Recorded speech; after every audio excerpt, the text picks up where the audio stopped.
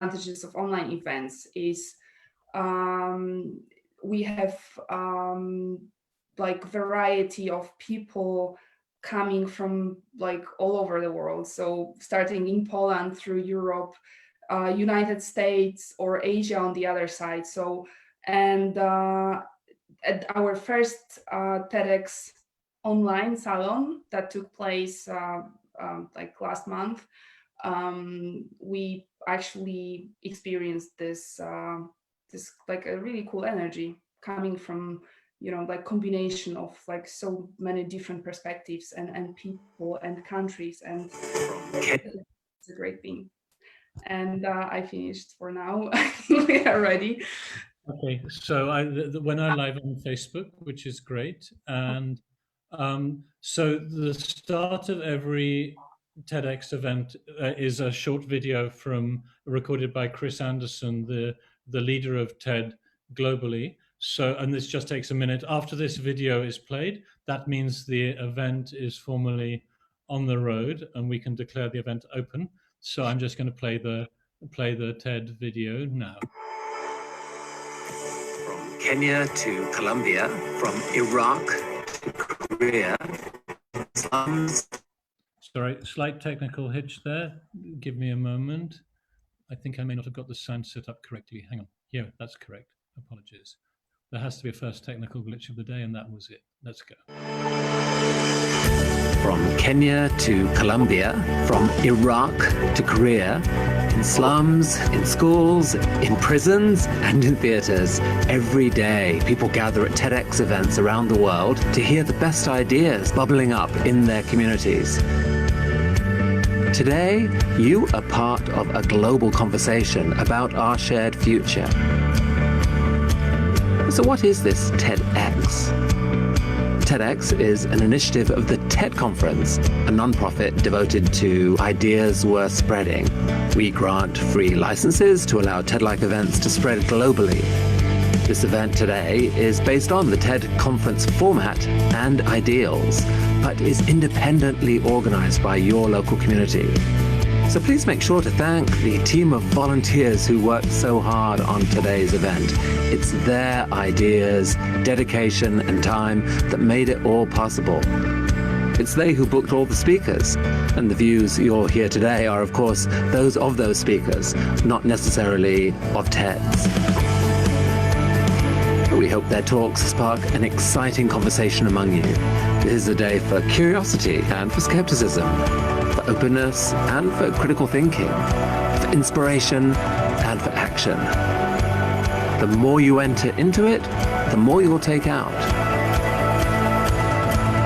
And now, on with the show.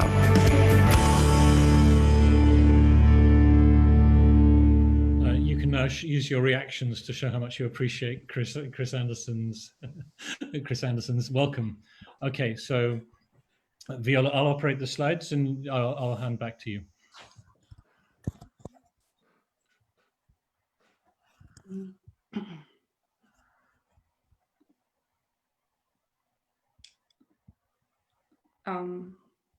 Okay, it's loading. Right. So welcome everyone, and this is the Richard. You can keep the first. You can keep the housekeeping rules slide for the beginning. So this is the official start of the TEDxKazimierz on marketing, and the main subject is whether marketing, it's ethical marketing, whether digital marketing can be ethical. And to be totally honest, the name of this event is a little bit tricky, and as obviously this is like marketing itself is a very wide area, and it has like includes so many like little different areas. So it's in the first place, it's kind of like there are many people having many different perspectives on what marketing is in the first place, and ethics in marketing is also like a different, like a second topic. And today we are, so we want to make it provoking in some way, as obviously we are here to have this discussion and to share different ideas and point of views, and we are happy to have like really great people, our guests, who are all of them are the experts in their field. So we have Ewa Wysocka, Paweł Tkaczyk, or Paul Skah. I'm not sure, Paweł, which one you prefer to be called, but if you speak English, just call me Paul. No Paul. problem. Okay. So Paul, yes, Paul and John Scherer, and so they are all of them are marketing experts or experts in their field of digital marketing or brand strategy building, leadership, organization, business. They represent some different areas and intersections between all of those areas. So I think this is a great mix of perspectives, and for a good start. And let's so before we go to the second part of this event, let's start with the housekeeping rules. And some of you, Richard, you presented the housekeeping rules before we started, right? Yeah, but that was before 6:30, so maybe for people who have arrived since then, it would be good to refresh them. Okay, so those are some basic rules we are always trying to follow, and they are obviously the goal is to keep the positive atmosphere and make all of us feeling good, comfortable, and feeling like we are actually have a chance to contribute, and we are bringing something out of this event. And so be respectful and positive, recognize limitations of the format. So as this is the online event, and obviously there might be some limitations, such as we might have some technical issues. Hopefully it won't happen, but if, hopefully we'll we work through it, we work it out, and please be patient, and let's just keep a positive spirit. And this event is to make connections in the first place, to so try to talk to people you don't know, meet new people, introduce yourself. We have the format of this event is designed in the way that we actually have a chance to meet new people, and the breakout rooms is one of the ways. So we will have this in a few minutes. We'll jump into this part of the event where we will all end up in some breakout rooms with one or two other participants. So don't be scared or don't be stressed out.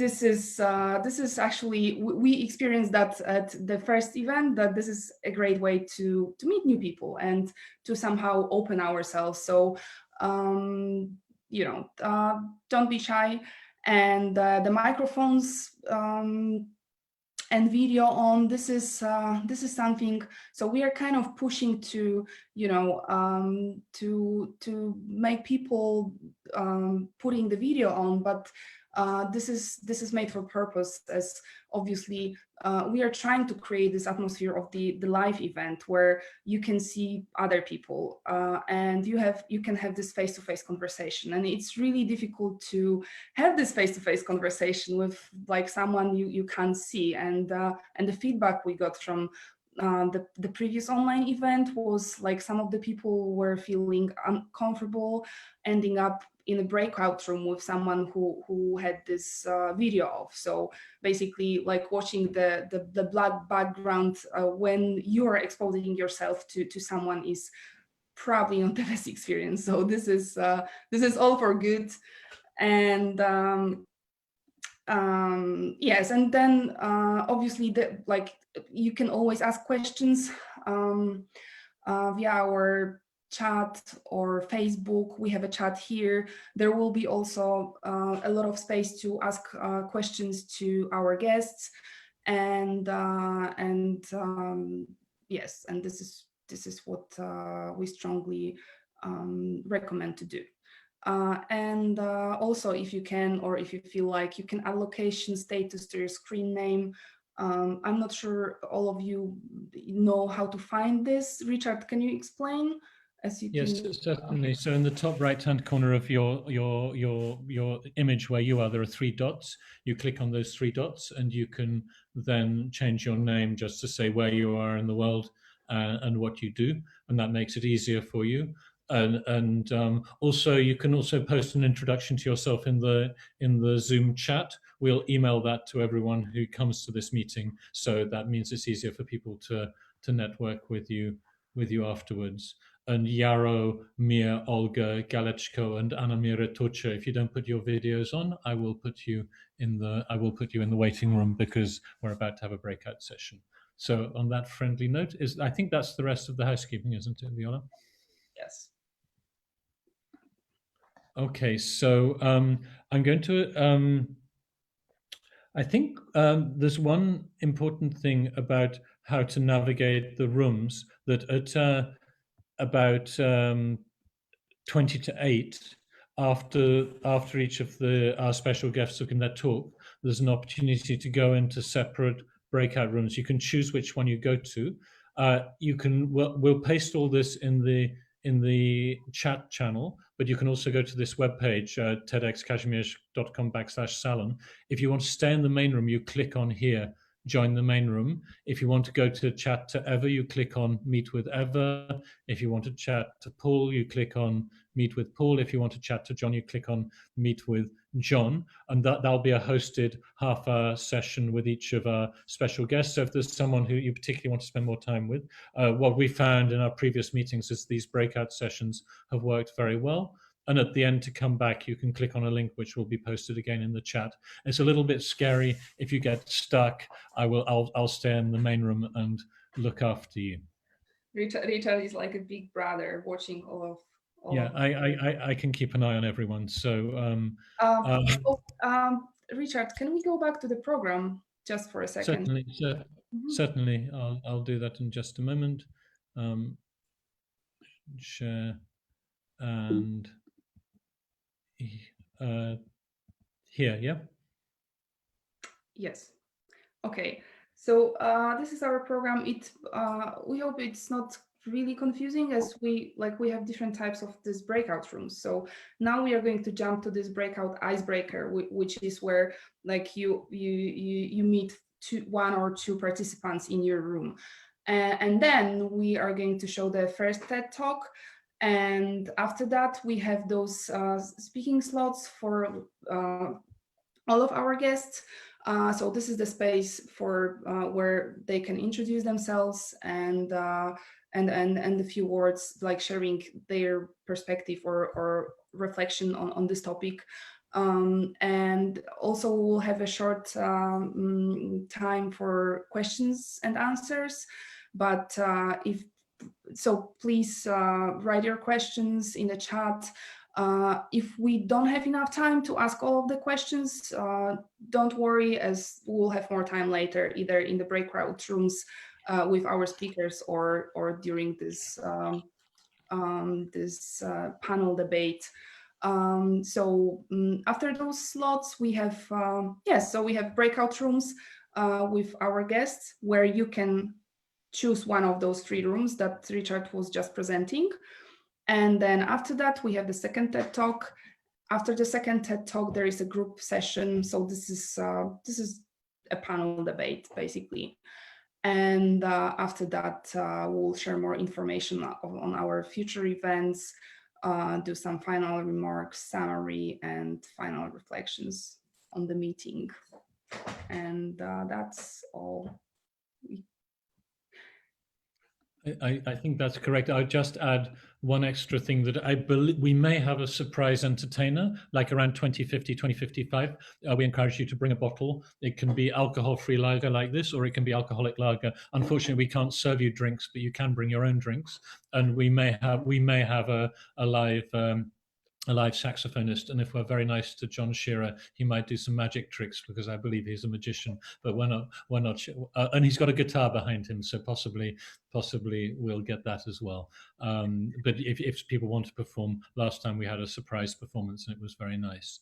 So right now I'm going to put you into breakout rooms. You're going to be there for 2 or 3 minutes in groups of 2 or 3. There are 49 people here in the Zoom, that's excluding the online audience. And I'm going to ask you to introduce yourself. You've already discussed why you came this evening. So I think the second question, icebreaker question, would be, what is your favorite TED or TEDx talk and why? And I'm going to put you into breakout rooms.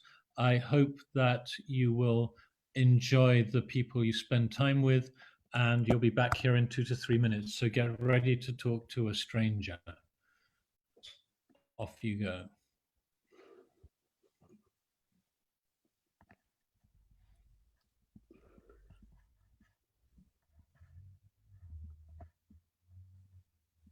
Should we, can you hear me? I can still hear you. Yeah. Step by step, you should be allocated. On the way. People are Okay. actually disappearing. It takes a little bit of time for the. I don't think you realize how hard it is for the people at Zoom. I mean, I'm traveling. Okay. I haven't received actually the pop-up. You can see how it's going, Alexander. Haven't received the pop-up, the invitation to join the breakout room. Or You whatever did it is. receive it or not yet? Not yet. No, haven't received. Should come any moment. We're up to breakout room 23. I see there are quite a few people by themselves, but I don't know how to allocate you. Maybe I can move you to. Sometimes people get very panicky and I get these messages saying, help, I'm stuck in a breakout room by myself. So maybe you're missing out on the breakout room experience. Eva, did you get to a breakout room last time, or were you? Yeah, I did. Last time I did, but right now I didn't yet get the invitation. Maybe this is a breakout. Same stuff for me. First time I've been in the breakout. Yeah. So for Zuza Kule, yeah, so I'm also wondering, should I get some email with the invitation, or it should automatically reassign me? I think I have a different view. You should switch your camera on for sure, because that's part of our housekeeping. Also, we're encouraging people to rename themselves to say where they are. In fact, Viola, you haven't done that yet. So I'm just going to assign. Sorry, I'm getting tasked to assign people. I see some people are by themselves, so I'm trying to move them together unassigned. Yeah, so Viola, you need to rename yourself to set an example. Myself. I was alone, but I was happy with myself. Okay, well there you go. This is like a bigger breakout room, this one, like a special one. You can leave it. It's just kind of already the time, so I would just stick around here.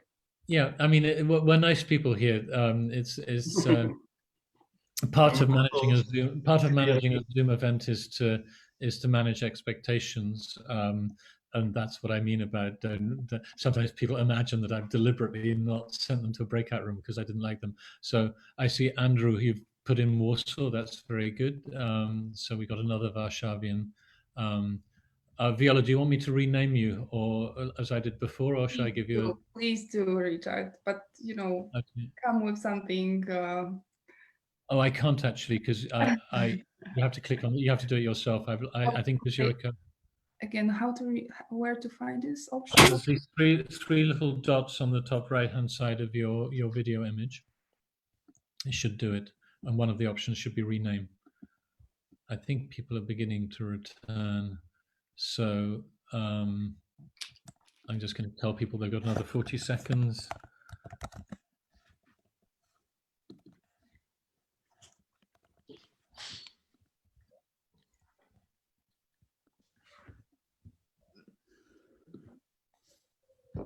So we've actually got quite a few people from Warsaw here. We've got Sylvia, we've got Eva, we've got Andrew, we've got John. I don't know where Olga Galechko is. Olga, we're asking people to have video on. I don't know if you've got a special issue. Same for you, Zuza. It's part of the housekeeping close now. There we go. So now we can see Olga. So I used to work with Zuza, so I feel reluctant to kick her out and put her in a waiting room just like that, but give her a bit of time. And we should rename to and put what? The place where we live and what else? Yeah, so yeah, well, our first name, then where we are and what we do are the three things we're looking for. Okay. Welcome back. I hope you behaved yourselves in the breakout rooms. It's always difficult for us as hosts because we have our code of conduct, but we don't actually know what people do in the breakout rooms. That I saw kind of moment of great trust. We behaved ourselves. You behaved yourselves. Okay. Yeah, but it was still fun.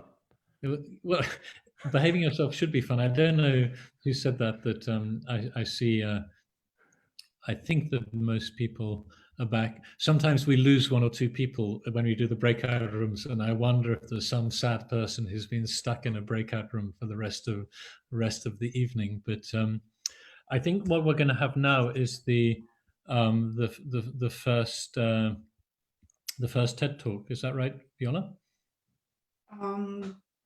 You're going to introduce it, aren't you?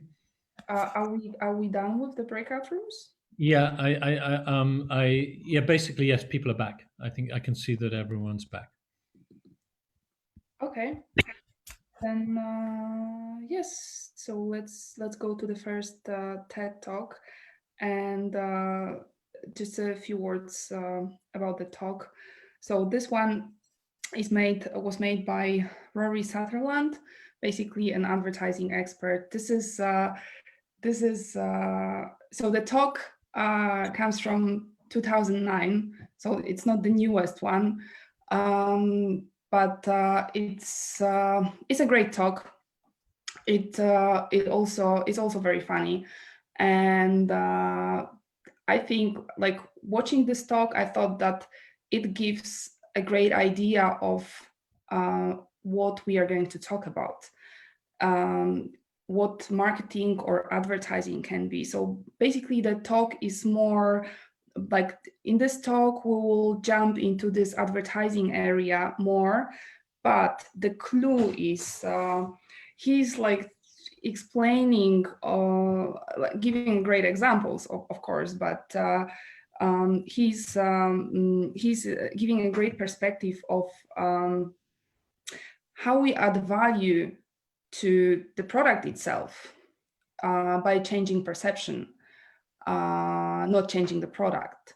So it's all about changing our perception, and it's all about actually the set of tactics, solutions, tool we use to, to create our worlds and to create this perceptions. And the question is where this is going, and if this is made for good, if this is made, where is this, where actually is the line between, or the border between, changing perceptions, creating perceptions in a valuable way, and doing some sort of manipulation. So, but this is a very open question, and let's just watch this TED Talk first, and then we'll think about the rest later.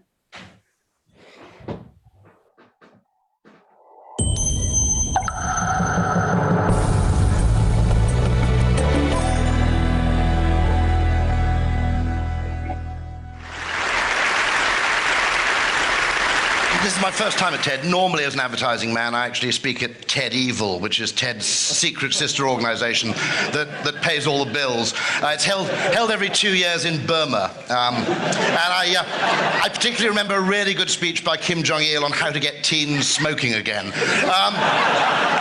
But actually, it's suddenly come to me after years working in the business that what we create in advertising, which is intangible value, you might call it perceived value, you might call it badge value, subjective value, intangible value of some kind gets rather a bad rap.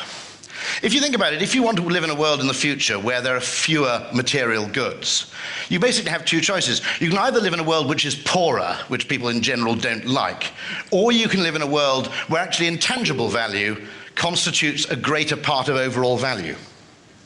That actually intangible value in many ways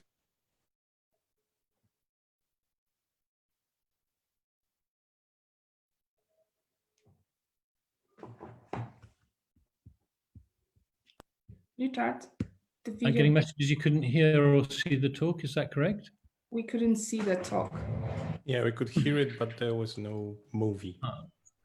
Well, that's a problem that I should. This was a steady shot instead of a movie. Just show it not from presentation, yeah.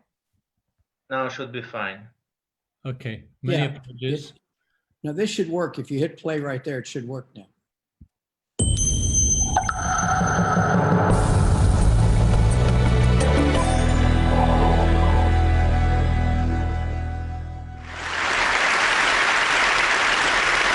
This is my first time at TED. Normally, as an advertising man, I actually speak at TEDxEvil, which is TED's secret sister organization that pays all the bills. It's held every 2 years in Burma. And I particularly remember a really good speech by Kim Jong-il on how to get teens smoking again. But actually, it's suddenly come to me after years working in the business that what we create in advertising, which is intangible value, you might call it perceived value, you might call it badge value, subjective value. Intangible value of some kind gets rather a bad rap. If you think about it, if you want to live in a world in the future where there are fewer material goods, you basically have two choices. You can either live in a world which is poorer, which people in general don't like, or you can live in a world where actually intangible value constitutes a greater part of overall value. That actually intangible value in many ways is a very, very fine substitute for using up labor or limited resources in the creation of things. Here's one example. This is a train which goes from London to Paris. The question was given to a bunch of engineers about 15 years ago, how do we make the journey to Paris better? And they came up with a very good engineering solution, which was to spend £6 billion building completely new tracks from London to the coast and knocking about 40 minutes off a 3.5-hour journey time. Now, call me Mr. Picky, I'm just an ad man, but it strikes me as a slightly unimaginative way of improving a train journey merely to make it shorter. Now, what is the hedonic opportunity cost of spending £6 billion on a load of railway tracks? Here's my naive advertising man's suggestion. What you should in fact do is employ all of the world's top male and female supermodels, pay them to walk the length of the train handing out free Chateau Petrus for the entire duration of the journey. Now, you'll still have about £3 billion left in change, and people will ask for the trains to be slowed down. Now, here's another naive advertising man's question again. And this shows that engineers, medical people, scientific people have an obsession with solving the problems of reality, when actually most problems, once you reach a basic level of wealth in society, most problems are actually problems of perception. So I'll ask you another question. What on earth's wrong with placebos? They seem fantastic to me. They cost very little to develop. They work extraordinarily well. They have no side effects, or if they do, they're imaginary, so you can safely ignore them. So I was discussing this, and I actually went to the Marginal Revolution blog by Tyler Cowen. I don't know if anybody knows it. Someone was actually suggesting you could take this concept further and actually introduce placebo education. The point is that education doesn't actually work by teaching you things. It actually works by giving you the impression that you've had a very good education, which gives you an insane sense of unwarranted self-confidence, which then makes you very, very successful in later life. So welcome to Oxford, ladies and gentlemen. Now, but actually the point of placebo education is interesting. How many problems of life can be solved actually by tinkering with perception, rather than that tedious, hard-working and messy business of actually trying to change reality? A great example from history. I've heard this attributed to several other kings, but doing a bit of historical research, it seems to be Frederick the Great. Frederick the Great of Prussia was very, very keen for the Germans to adopt the potato and to eat it, because he realized that if you had two sources of carbohydrate, wheat and potatoes, you get less price volatility in bread, and you get a far lower risk of famine, because you actually had two crops to fall back on, not one. The only problem is, potatoes, if you think about it, look pretty disgusting, and also 18th century Prussians ate very, very few vegetables. rather like contemporary Scottish people. And so actually, he tried making it compulsory. The Prussian peasantry said, we can't even get the dogs to eat these damn things. They're absolutely disgusting, they're good for nothing. There are even records of people being executed for refusing to grow potatoes. So he tried plan B, he tried the marketing solution, which is he declared the potato as a royal vegetable and none but the royal family could consume it. And he planted it in a royal potato patch with guards who had instructions to guard over it night and day, but with secret instructions not to guard it very well. Now, 18th century peasants know there's one pretty safe rule in life, which is if something's worth guarding, it's worth stealing. Before long, there was a massive underground potato growing operation in Germany. What he'd effectively done is he'd rebranded the potato. It was an absolute masterpiece. I told this story, and a gentleman from Turkey came up to me and said, very, very good marketer, Frederick the Great, but not a patch on Ataturk. He said, Ataturk, rather like Nicolas Sarkozy, was very keen to discourage the wearing of the veil in Turkey to modernize it. Now, boring people would have simply banned the veil, but that would have ended up with a lot of awful kickback and a hell of a lot of resistance. Ataturk was a lateral thinker. He made it compulsory for prostitutes to wear the veil. Now,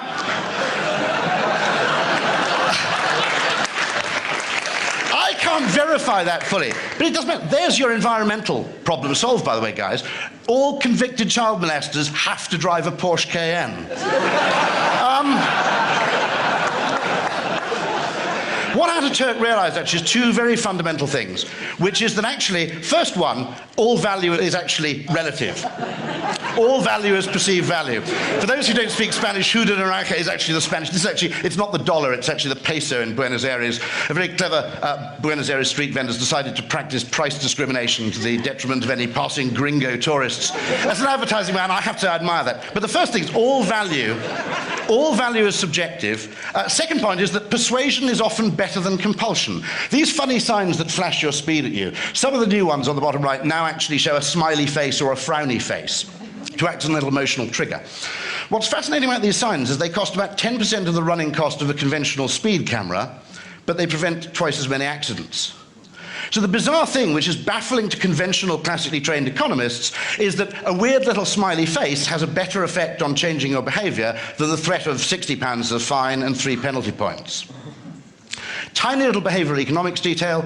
In Italy, penalty points go backwards. You start with 12 and they take them away because they found that loss aversion is a more powerful influence on people's behavior. In Britain, we tend to feel, whoa, got another 3. Not so in Italy. Another fantastic case of creating intangible value to replace actual or material value, which remember is what, after all, the environmental movement needs to be about. This again is from Prussia, from I think about 1812, 1813. The wealthy Prussians, to help in the war against the French, were encouraged to give in all their jewelry, and it was replaced with replica jewelry made of cast iron. Here's one, Goldgabe für Eisen, 1813.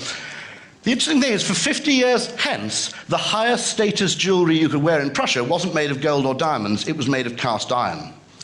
Because actually, never mind the actual intrinsic value of having gold jewelry, this actually had symbolic value, badge value. It said that your family had made a great sacrifice in the past. So the modern equivalent would, of course, be this.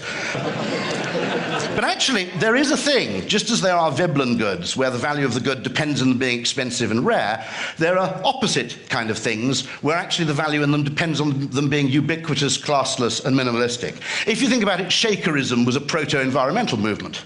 Adam Smith talks about 18th century America, where the prohibition against visible displays of wealth was so great, it was almost a block on the economy in New England, because even wealthy farmers could find nothing to spend their money on without incurring the displeasure of their neighbors. It's perfectly possible to create these social pressures which lead to more egalitarian societies. What's also interesting, if you look at products that have a high component of what you might call messaging value, a high component of intangible value versus their intrinsic value, they are often quite egalitarian. In terms of dress, denim is perhaps the perfect example of something which replaces material value with symbolic value. Coca-Cola, a bunch of you may be a load of pinkos and you may not like the Coca-Cola company, but it's worth remembering Andy Warhol's point about Coke, where what Warhol said about Coke is, he said, what I really like about Coca-Cola is the President of the United States can't get a better Coke than the bum on the corner of the street. Now that is actually, when you think about it, we take it for granted, it's actually a remarkable achievement to produce something that's that democratic. Now, we basically have to change our view slightly. There's a basic view that real value involves making things, it involves labor, it involves engineering, it involves limited raw materials. And that what we add on top is kind of false. It's a fake version. And there's a reason for sort of suspicion and uncertainty about it. I mean, it patently veers towards propaganda. However, what we do have now is a much more variegated media ecosystem in which to kind of create this kind of value. And it's much fairer. When I grew up, this is basically the media environment of my childhood as translated into food. You had a monopoly supplier. On the left, you have Rupert Murdoch or the BBC. And on your right, you have a dependent public, which is pathetically grateful for anything you give it. Nowadays, the user is actually involved. This is actually what's called, in digital world, user-generated content, although it's called agriculture in the world of food. This is actually called a mashup, where you take content that someone else has produced and you do something new with it. In the world of food, we call it cooking.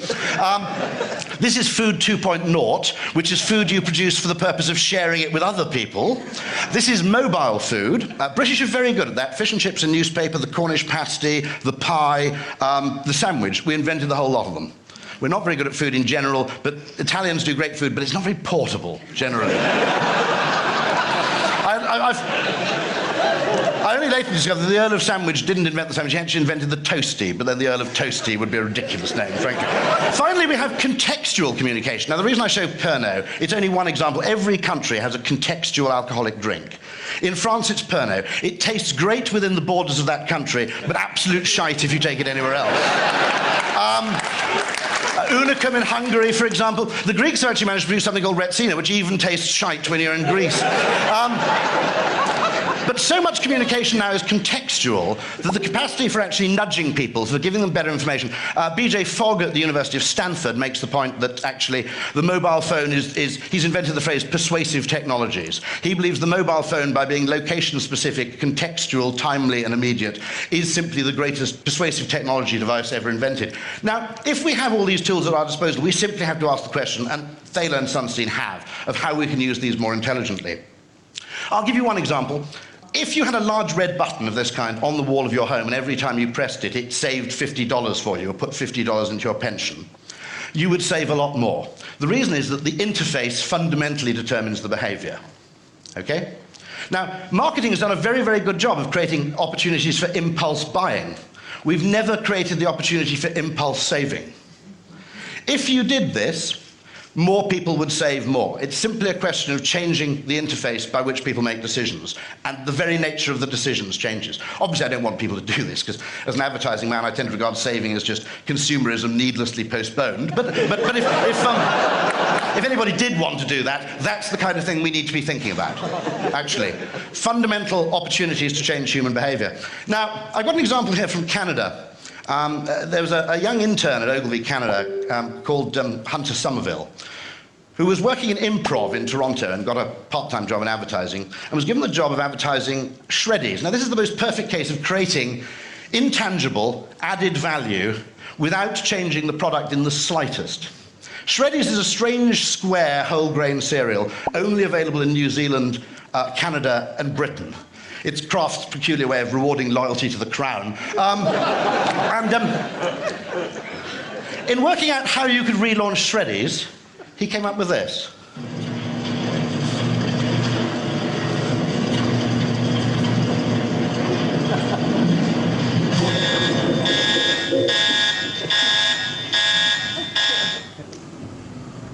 Shreddies is supposed to be square. Have any of these diamond shapes got a... New Diamond Shreddies cereal. Same 100% whole grain wheat in a delicious diamond shape. Now,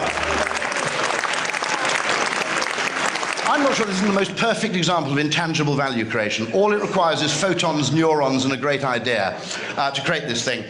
And I have to say, it's a work of genius, but naturally, you can't do this kind of thing without a little bit of market research. So Shreddies is actually introducing a new product, which is something very exciting for them. So they're introducing new diamond Shreddies. Isn't it interesting?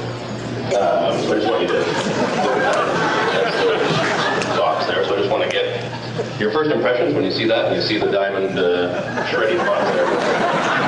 they square? I'm a little bit confused. They look like squares to me. It's all in the appearance, but it's kind of like thinking of a 6 or a 9, like a 6. You flip it over, it looks like a 9, but the 6 is very different from a 9. And M and a W, exactly. Actually, when you don't see it, like when I sat there, you just look like you're turning on its end, but when you see it like that, it's more interesting. Like it. Just try both of them. Take a square one there first.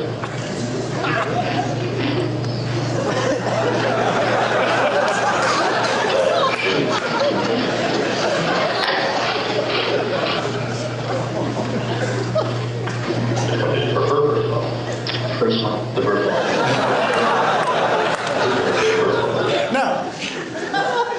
Naturally, actually, debate raged. There were conservative elements in Canada, unsurprisingly, who actually resented this intrusion. So eventually the manufacturers actually arrived at a compromise, which was the combo pack.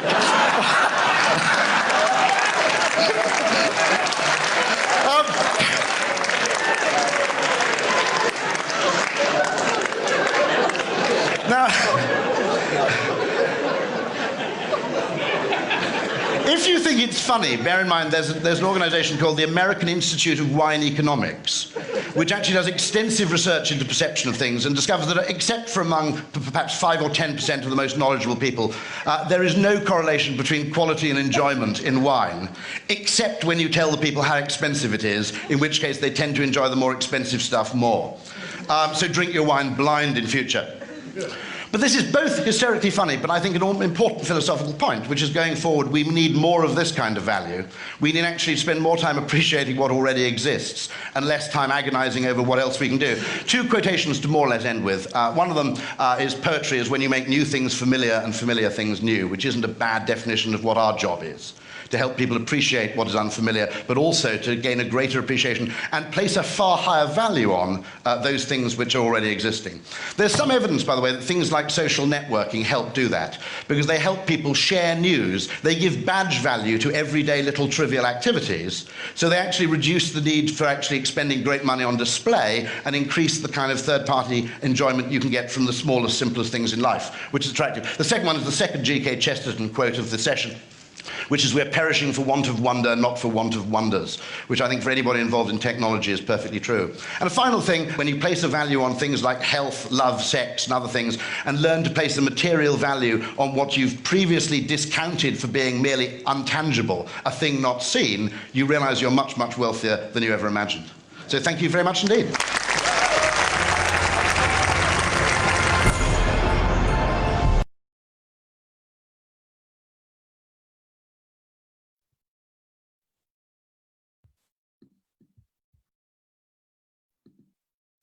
Richard, I think you're talking on mute. I just apologize for a technical glitch while having a technical glitch, which is a strange kind of perception moment. Thank you for that. I'm now going to hand over back to Viola. Okay, Richard, can we go back to the slides? Of course.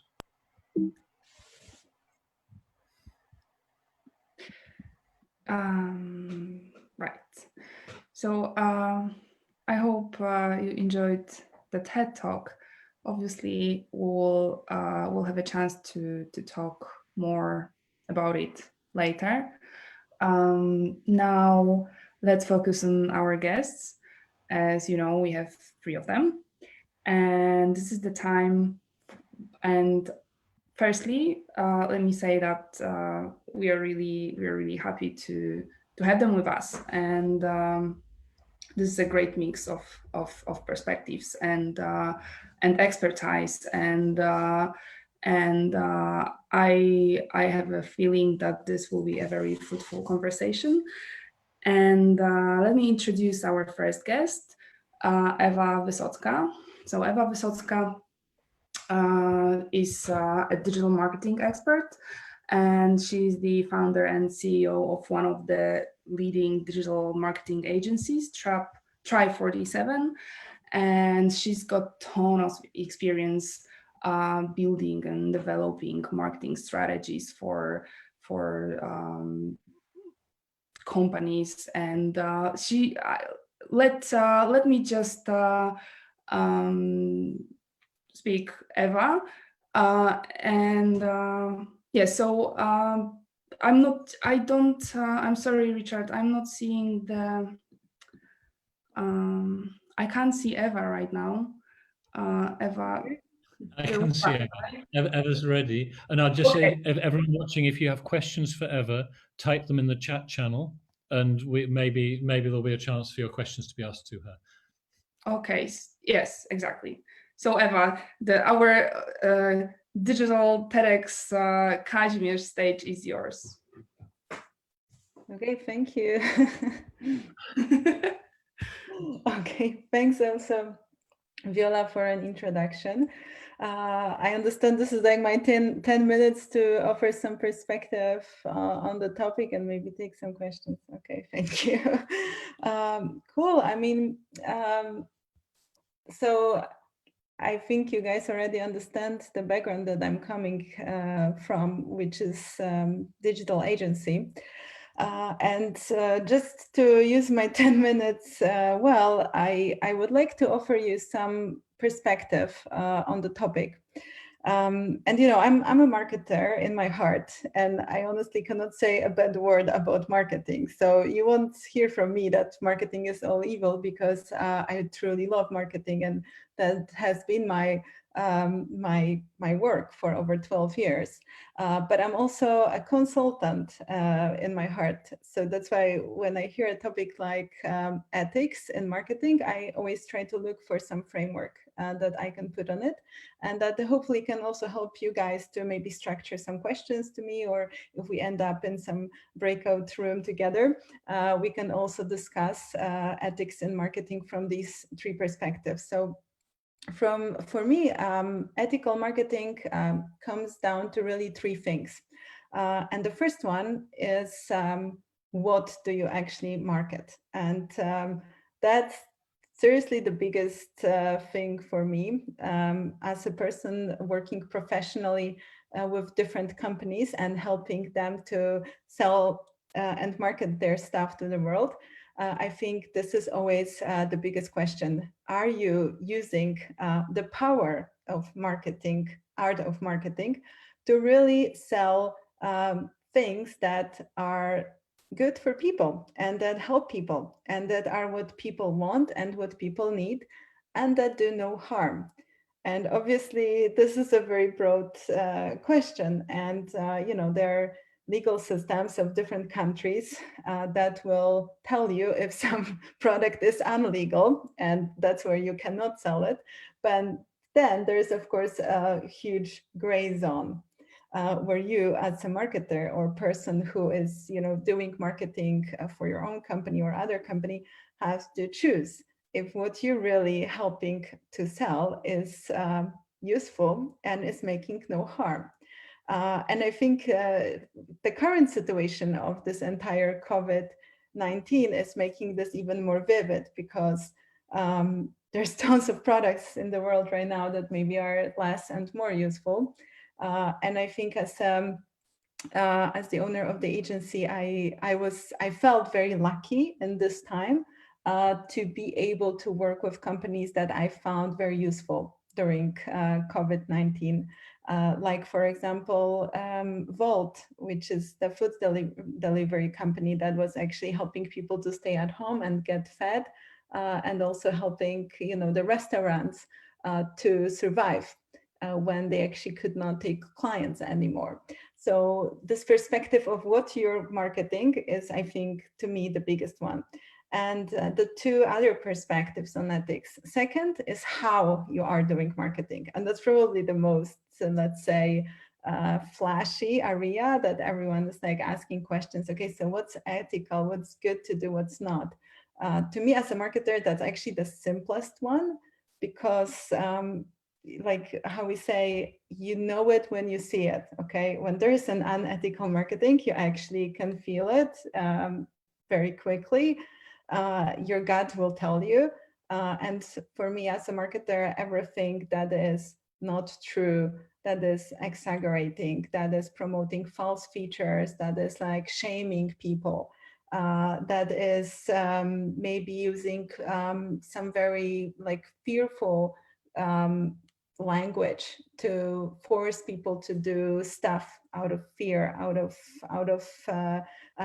very negative emotions. It's what I considered like unethical tactics of marketing. For me, if you're using behavioral psychology, this is okay, because this is what we do as marketers, and I think that's the whole fun, you know, of using marketing and of being marketer, is that you can actually use it to deliver products that people need. And the third perspective, which for me as a professional in the marketing space and as a company that is working with other companies who are actually selling products, there is this third perspective of like, what kind of marketing service you're delivering as a marketer. And that does not apply to everyone. It applies to me because I own an agency, and you know, I make contracts with companies that pay me to do good marketing for them. And this is the area of ethics for me quite interesting recently, because there's a lot of digital marketing services out there that I consider not very ethical. There's lots of space, especially when you're working with brands and companies who don't know anything about marketing, where you as a marketer have a chance to overspend budgets, to do marketing that is actually not needed to sell the product, just so you can get paid for doing the marketing job. Or where you can actually hide information from the company that you're doing marketing for. So without you, they cannot really market anymore or sell their products. And this is like this third perspective on ethics in digital marketing that I consider interesting to discuss, and where I, like with the company that I'm creating, that's what we are really trying to address very often when we work with our clients. So that was just my short intro on the idea of ethics in marketing. I don't know if now is the time to, I don't know, answer some questions, or what, Richard, Viola, what's your plan? Certainly, it's a great time for questions. I'll just say that if anyone listening wants to type questions in the chat channel, please do. I see there's one from Ella. Shall I ask it, Viola, or do you want to do it? I think Viola maybe. I can do it. Okay. Hi, Eva. It's Ella from Krakow. Have you ever declined the clients coming to you asking for some great promotion or campaign, create a campaign, because you feel like something is wrong with the service, or it doesn't feel ethical, the product is unethical? And have you ever actually say, no, thank you, even if the money was great or something? Yes, I did several times. I'm proud of it, actually. But yes, we did say no. We actually have this policy of saying no to all the alcohol, cigarette products. We have a policy of saying no to all the supplements that we believe are I mean, this is again a gut feeling here, because I think there are some supplements that are very useful, and I'm using these products as well. So this is based on our judgment, but we did have the situation. We said no to Forex companies twice. We said no to some loan companies that we didn't like. So there was a couple of situations where, yes, we said no, even though, you know, there was a pretty good offer on the table, but I just wouldn't feel very happy to do that. Because of the, you know, of the type of a product or service. Yeah.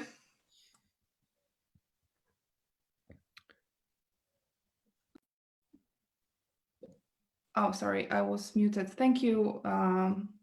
We have a few more minutes and some other actually interesting questions from our audience. And so we have a question from Zuza. What do you think about buying opinions, buying likes in social media, and filtering opinions in online stories? Yeah, so this to me is like the tactics in marketing. And I mean, I have my opinions about all of these. For me, buying opinions, it's something I consider unethical, and we don't do it in our agency because we think this is fake, this is lying. When it comes to buying likes on social media, same story. Just about buying opinions, it can still, if someone does it, like it could still possibly pass in some cases, because you can do it in a way that it won't be discovered. It's going to be your moral judgment, and I consider it unethical. But when it comes to buying likes, this already has a lot of downsides. It's not just unethical; it actually gonna badly impact your campaign. So if you decide to do it, you're also going to have some like marketing side effects, because likes are for making better audiences that you can market your products to later. So if they're fake, they're just really of no use to your campaign anyways. And when it comes to filtering opinions in your store, it depends. I mean, I'm for removing, blocking, hiding all the opinions that are disturbing or shameful or harmful or offensive. If the opinion adds a value and is negative, but adds a value and is constructive, I think it should be responded to and not hidden. But if the opinion is, for example, offensive, then I'm all for hiding it, because it's a store and it's also a service that is being given, and it should not be treated like that. So that's my opinion on this topic. Okay, thank you. Right, so there are many questions in the chat. Just to let you know, all of you, there will be a chance to talk about it in our breakout rooms with Ewa and other guests. So this is why we do the breakout rooms sessions. And now, just let me. So I have one more question to you, Ewa. Talking about, so basically, I guess it's also talking about the marketing strategies and tactics and tools. It all depends on our final goal, default goal, whether this is to build a brand credibility, or developing a brand, or selling products. I believe that there is a sort of tactics that you depending on what the final goal is, there is a set of tactics you're using. So basically, for example, if the final goal is to actually increase the lead generation and the leads, or with like selling product or platform as a product, we have like the final goal would be to sell some whatever goods or subscription packages or like anything like that. So it's you're actually building the strategies that are focused on get you to this final goal. And let's say buying likes or creating some fake credentials or opinions, or like some other so this is basically, it's not really getting us closer to the final objective, right? Yeah, I think like this is really, sometimes it's a matter of ethics, and there are situations when it's a matter of ethics and your choice, and there are unethical tactics in marketing that will make your campaign better. There was someone asking about using, let's say, databases that were gathered without someone's consent. It can actually sometimes make your marketing better. Yes. It's so true. Can you? So it's your choice, yeah. Like it's your choice as a marketer if you want to comply with the rules, if you want to do this in an ethical way, and you have to answer yourself this question. But there's a set of unethical behaviors like buying likes, like lying in the advertisement, etc., which is not only unethical, but it will actually damage your results in the longer perspective. Because I think customers, with every year, they're becoming smarter, more sophisticated, and more vulnerable to unauthentic and unethical marketing techniques. So even if you're going to get this first purchase because of a fake opinion, if there's going to be found out, if someone going to buy a product based on a fake opinion, use the product, and they will find out that actually the product doesn't do what the opinion said, they will not buy again. And if you did all your marketing stuff on the way, you have probably paid for this purchase. And if the customer will find out that you were not, like, if you were not authentic in your marketing communication, they will just not buy from you again. And you're losing big time. Yeah. So I think it's really these two things: unethical marketing tactics that will give you very quick results, but not long-term results, and then some unethical behaviors that can actually still, you know, help you to build like long-term business, but are just unethical. And this is like your choice as a marketer, because there's still a lot of like this gray zone in marketing. And I think, yeah, there are still some things that will get you farther. But you have to answer yourself if that's the world, that's the message, that's the marketing that you really want to do. And are you fine with it inside of your heart? Yeah, that you're doing some bad stuff. Yeah, that is not allowed. So yes. And this is the choice you're always making yourself, or is there any space where you can present those options to your potential client and let them choose? Of course, but you know, there is also regulations. Like, let's say when we're talking about the privacy policies, I mean, the choice is always of a client, but also mine if I want to comply. And these rules are quite strict, sometimes a little bit difficult to understand, which is another story.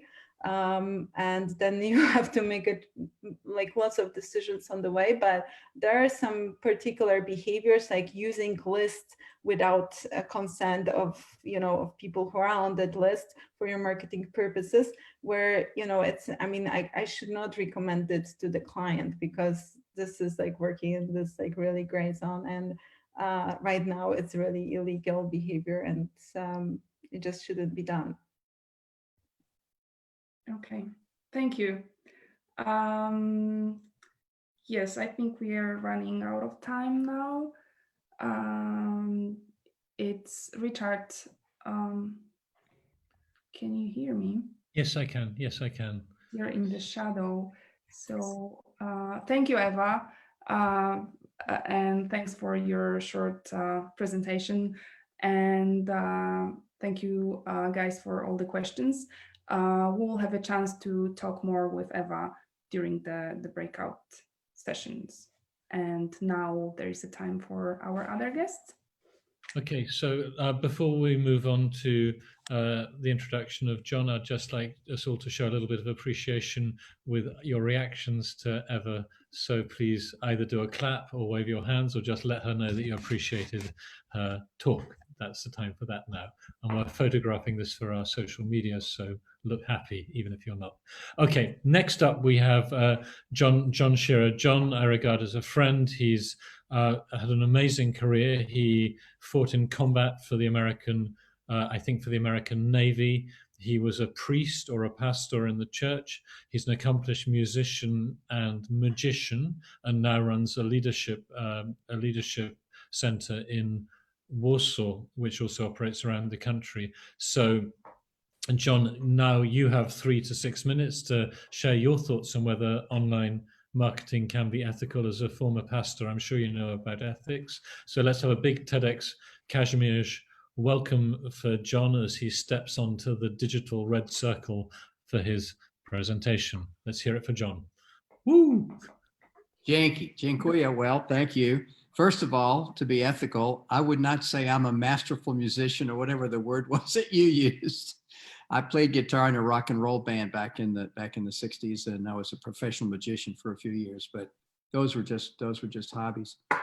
This is a fascinating topic. And I remember in college, in 1958, I went to college in my freshman year. And in 1957, a guy named Vance Packard, Packard, wrote a book called Hidden Persuaders.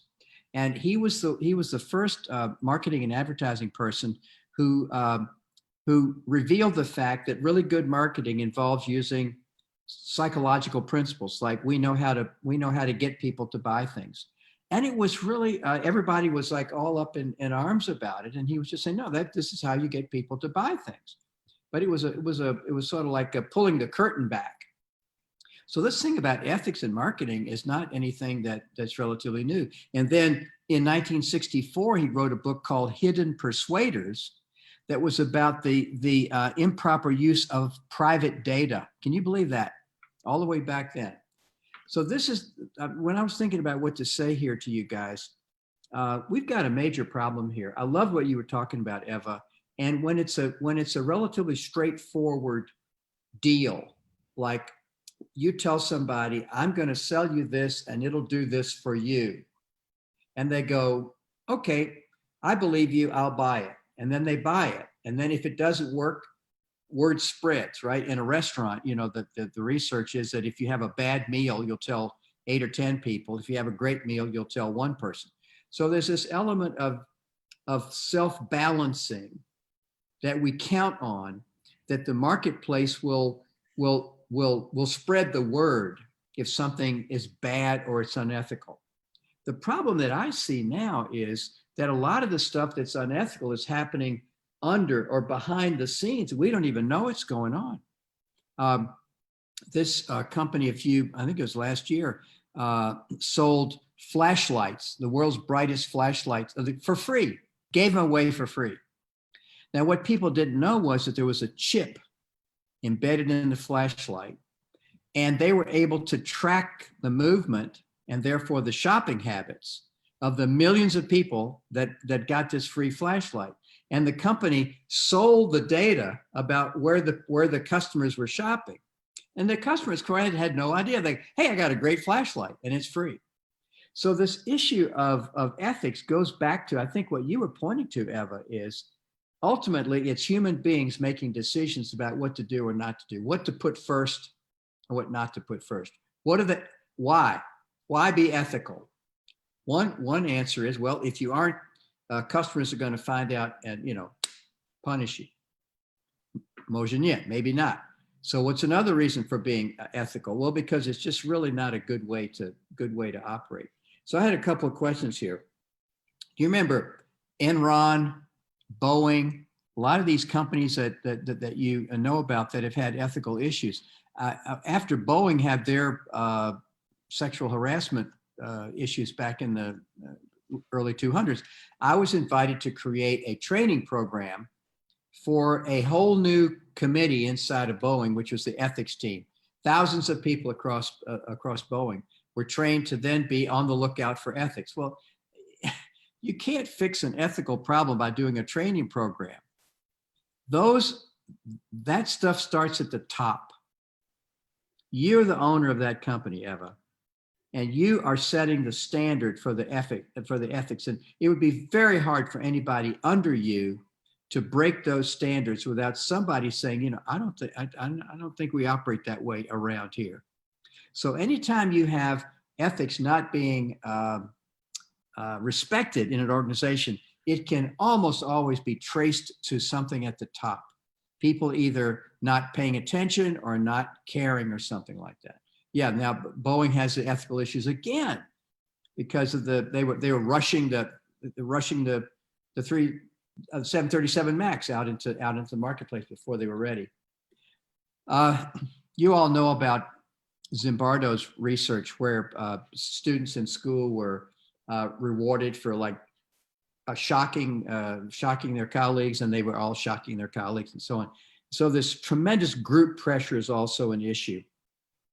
If I could piggyback on something else, trigger maybe some questions. I was invited years ago to do some leadership, some development work for one of America's nuclear waste isolation projects. America was trying to figure out what the heck do we do with all this nuclear waste? It's going to be around for millions of years. So in typical government fashion, they created two competing groups of engineers who were trying to solve the problem. One of my former graduate students called me in to work with this one group that happened to be trying to solve the problem. I walk in here, there's all these engineers and people trying to solve the nuclear waste problem. But before I went, my team in my company said, John, do you really want to work with these people in the nuclear waste thing? You know, and I said, do we want them making good decisions or bad decisions? Now, I have to admit, in that moment, my consulting firm needed a project. You understand what I'm saying? That money was, I considered as the owner of the company, really important. Now, I ask myself, if I was a multimillionaire, would I have taken that project? And I would say yes.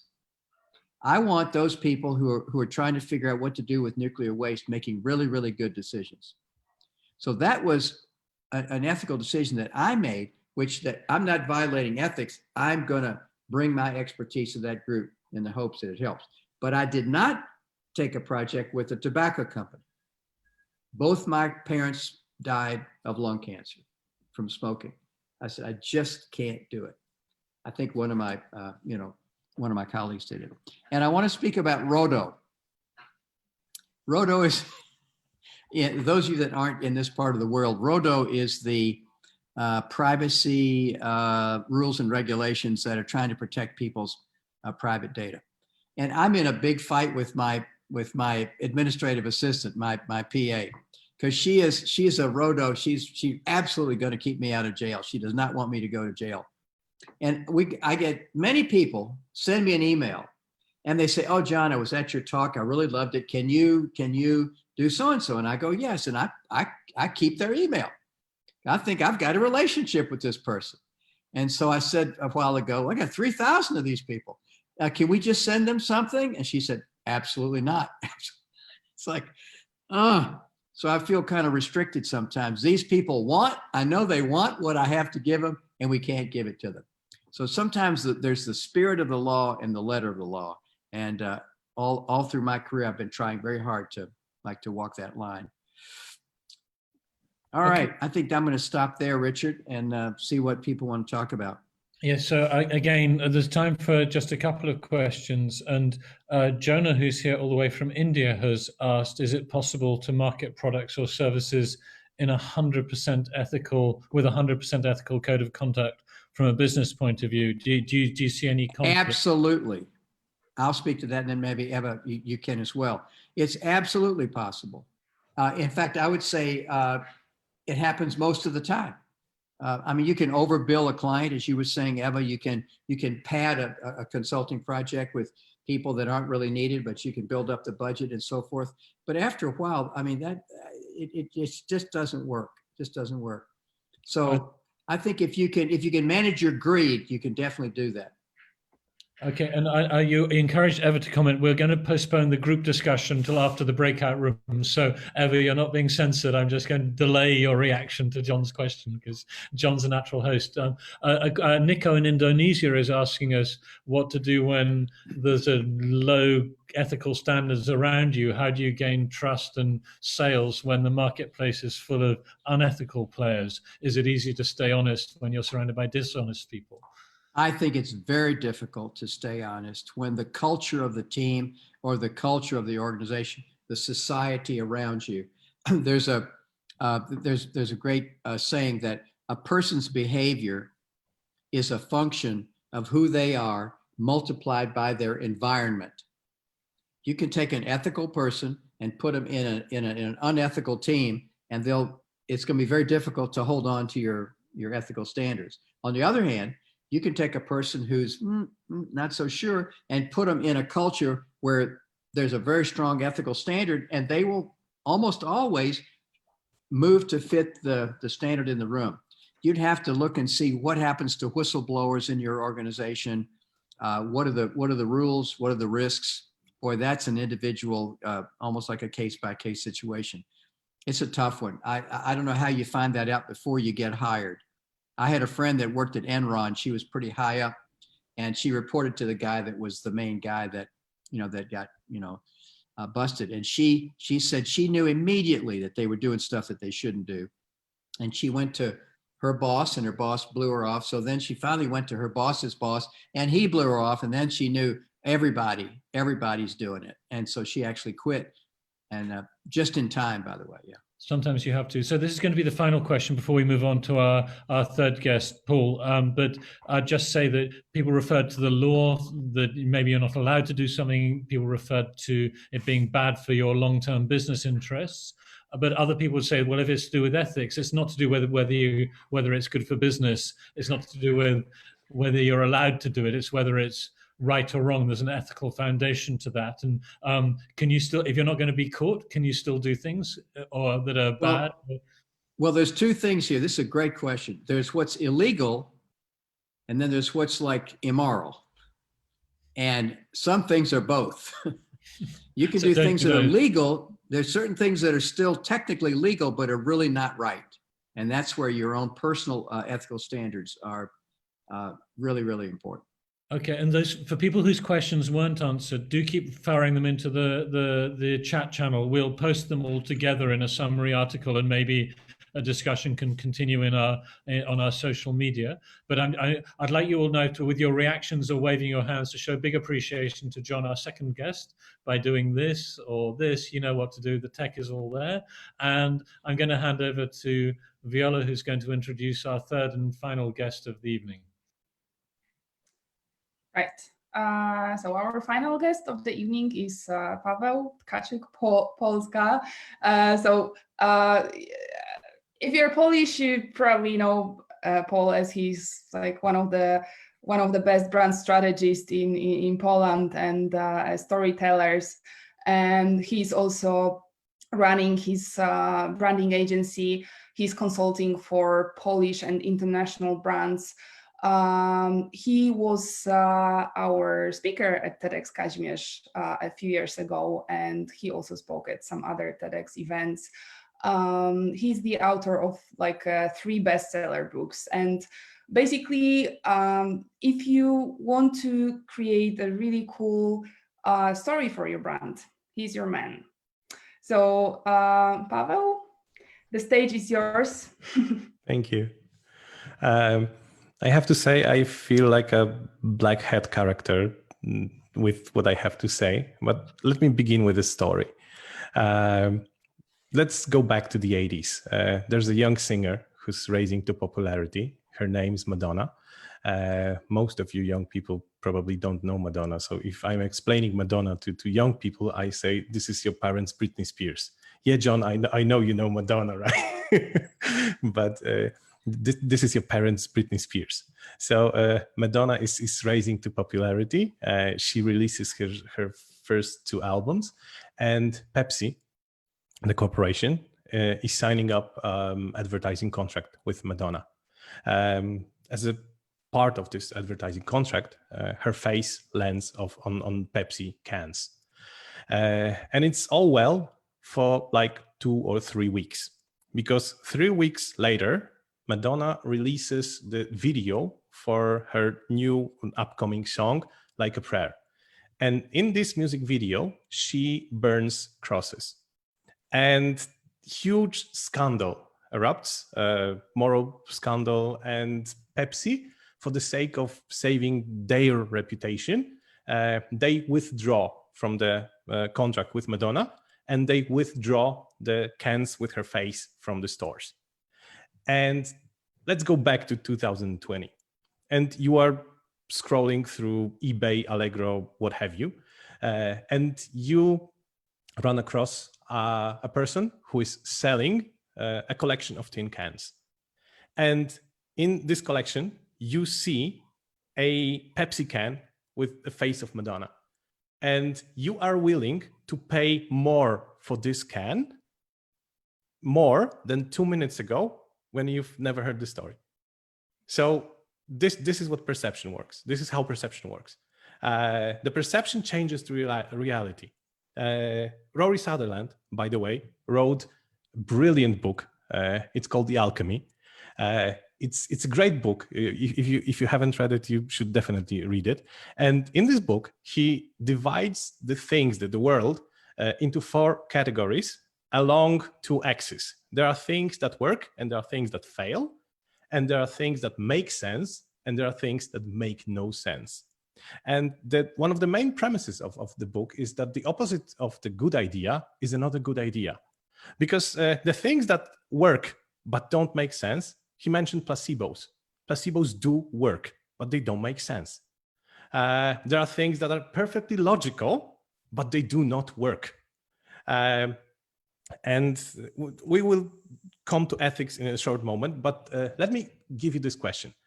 Most of the wars in this world were fought over money. They were fought over nationality, borders, whatever, or religion. And these three things have one thing in common. They are all social contracts. Take money, for example.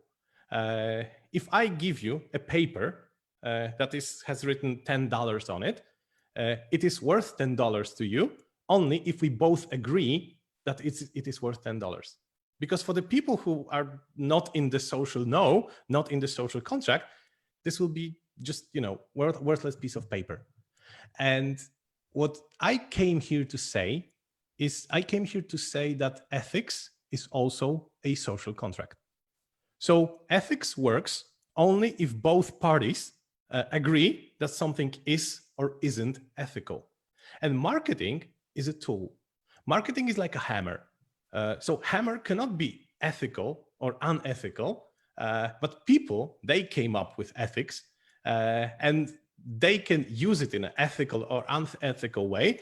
But to determine whether something is ethical or is not ethical is in the mind of the receiver, or as Ewa said, in the mind of the doer. So there is no common ground for ethics.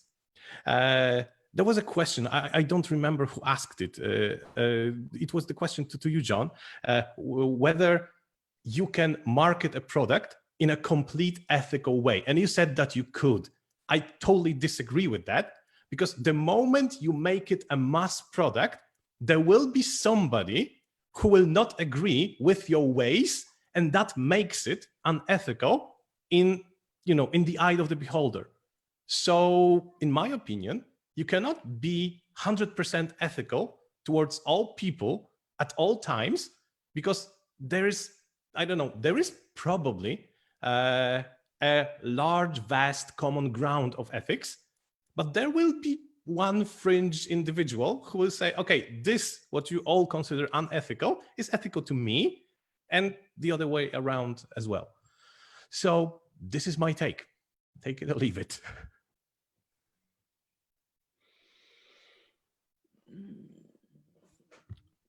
Thank you. Thanks, Paul.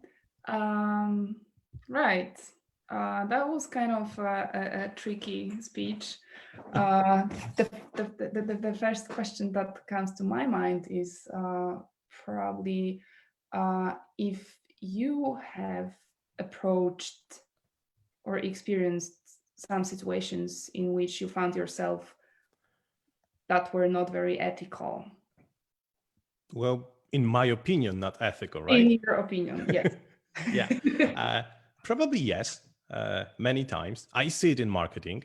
I mean, people are taking advantage of other people for the sake of money or for the sake of anything that they deem worthy. There's this great saying in English: a fool and his money are soon parted. But think of it this way. You think that somebody who spent money on something you deem foolish is a fool, but they bought something, they bought value. I saw people who are selling ordinary pen drives. They have this sticker on it, and the sticker says that this pen drive will protect you from 5G waves. And people are paying money. But this is this true? Actually, no. Well, depends on what you consider true, because, bear with me, if you make a test in the room when this pen drive is stuck, you will detect no 5G waves. Does it work? I'll give you another example that's closer to home. there are people who are selling weight loss shoe pads. So it's something you put in your shoe and it makes you lose weight. But there's a small print that when the leaflet explains how it works, how this pad works, it says it pressures on the sensitive places at the bottom of your feet, and it works by, I don't know, stimulating your aura or whatever. But the only way it will work is if you walk at least 10 kilometers a day. And it really works. It makes you lose your weight. But my question is, were you deceived or is it true? I wrote a book. It's called Gamification. A couple of examples that Rory Sutherland used in his talk were also in my book, especially the potato one. Sometimes, and it's also something that Richard Thaler in the book Nudge, Rory Sutherland showed the book Nudge. So another book that I would highly recommend. If you haven't read Richard Thaler's Nudge, you should definitely do so. But they both say that if you want to make somebody do something, and this something is good, but you make them do it for the wrong reasons, is it still good? This is my question. So sometimes we want to deceive ourselves because we cannot help it. There's the power of habit. There's I don't know, quitting smoking and so on and so on. So in my book, the gamification, and in the Rory Sutherland's examples, I say you do something that is good, and if you do it for the wrong reasons, is it still good? In my opinion, it is still good. But there are people in the world who say, okay, if you are doing this for the wrong reasons, it doesn't matter that you did it, you weren't thinking it. So this is unethical. I believe we'll have more time to discuss it soon. One more question. Sure. Paul, are there any ethical principles that are not dependent on a social contract? Ask yourself this: are animals ethical? What does it even mean? Well, there's your answer. Animals do not have social contracts. Animals cannot be unethical. So no, I don't think there is. You should meet our dog at home. She can be very bad.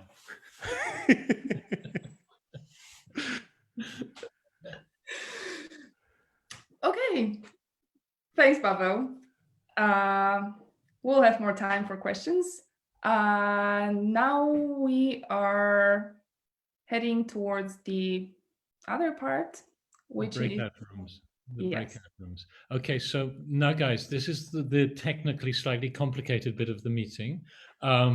We need Melinda to start her room. We need Alina to start her room. And we need Viola to start her room. I'm posting the links in the chat channel here. So what you're going to do is, if you want to hang out with Paweł and Violetta, click on the first link in the chat channel. If you want to hang out with Alina and John, click on the second link. If you want to hang out with Ewa and Melinda, click on the third link. If you don't do anything, you're just going to hang out with me. And I very much hope that you can hang out with me anytime, whereas our special guests are important people. So John and Paweł and Ewa, you also have to click on your links. Viola, you have to click on your link because you're hosting the meeting. right. Okay, I have a logistic question. So once we get to the rooms, is there any there are many questions in this chat that were specifically to our guests. So you can copy paste them. You can copy paste them, but you won't see them. But you need to so you can highlight all, copy and paste, or you can discuss other questions. And for our hosts here, off you go to your rooms. Switch your microphones on, because now you can actually talk to our guests, assuming that they head off successfully to their rooms. John, do you understand what you have to do? You're looking a bit lost. No, I'm just looking for the click where it says leave, but I don't want to leave this meeting. I want to leave. Yes, you do. Yes, you do. For the breakout room. You do Okay. want to leave this meeting. Okay. When it says See do you you want to leave later. this meeting, you're leaving this room. And I'm very much, this has happened. I'm posting the links again. So if you want to chat to Eva, click on the link for Eva. If you want to chat to John, click on the link for John. If you want to click on the link for Paul, click on the link for Paul. Paul, I can still see you, so I guess you haven't clicked on your link. You've gone. Viola, you need to hurry off because you're the host of a room. And we have how much time do we have? Well, about 20-25 minutes. We're running slightly behind schedule, but it depends. It slightly depends on the Zoom rooms. But Viola, you need to go because people. I'm going. Okay. So again, if you understand the instructions, you're meant to be clicking on one of the 3 links in the chat channel. You were also emailed them. Also, you can. Obviously, if you want to hang out with me, that's absolutely fine. I'm not objecting to you hanging out with me, but the concept is go off to a breakout room. If you click on this link, which I'm about to post in the chat channel, this takes you to a map where you can also find. John, I'll give you the link again, John. I'm back. I clicked on leave, like you said, and it took me right off the whole program. That's why I thought there should be a breakout room that I should be going to. No, you want to leave. You just say yes when it says, "Do you want to leave?" Just click on yes. Click again. Where? I've just posted it again. I'll send it just to you, John, if I can. But is it in chat? Is it in chat? Yes, it should be in chat, and I'm going to post it to you directly here. Click on that. When it says, "Do you want to leave?" Just click on yes. If you click on that, it says, "Do you want to leave? Do you want to leave this room?" And you say yes. Okay. And then you disappear, hopefully, like a magician. For anyone who's not following, you have to choose which room. If you want to go and chat to one of our speakers, this is your opportunity. If you want to chat to me, that's absolutely fine. I'm fine with that. I'm going to, but the concept is that you go to chat. Oh, I see Xenia here. Hi, Xenia.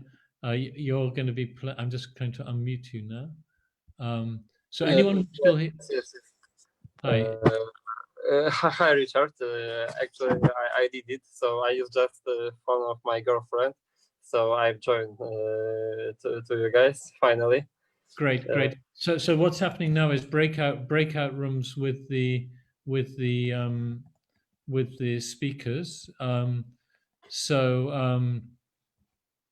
If you want to go and chat to any of the speakers, you're absolutely fine. I don't know whether Olga or Andrei, you stayed here by choice or you didn't understand.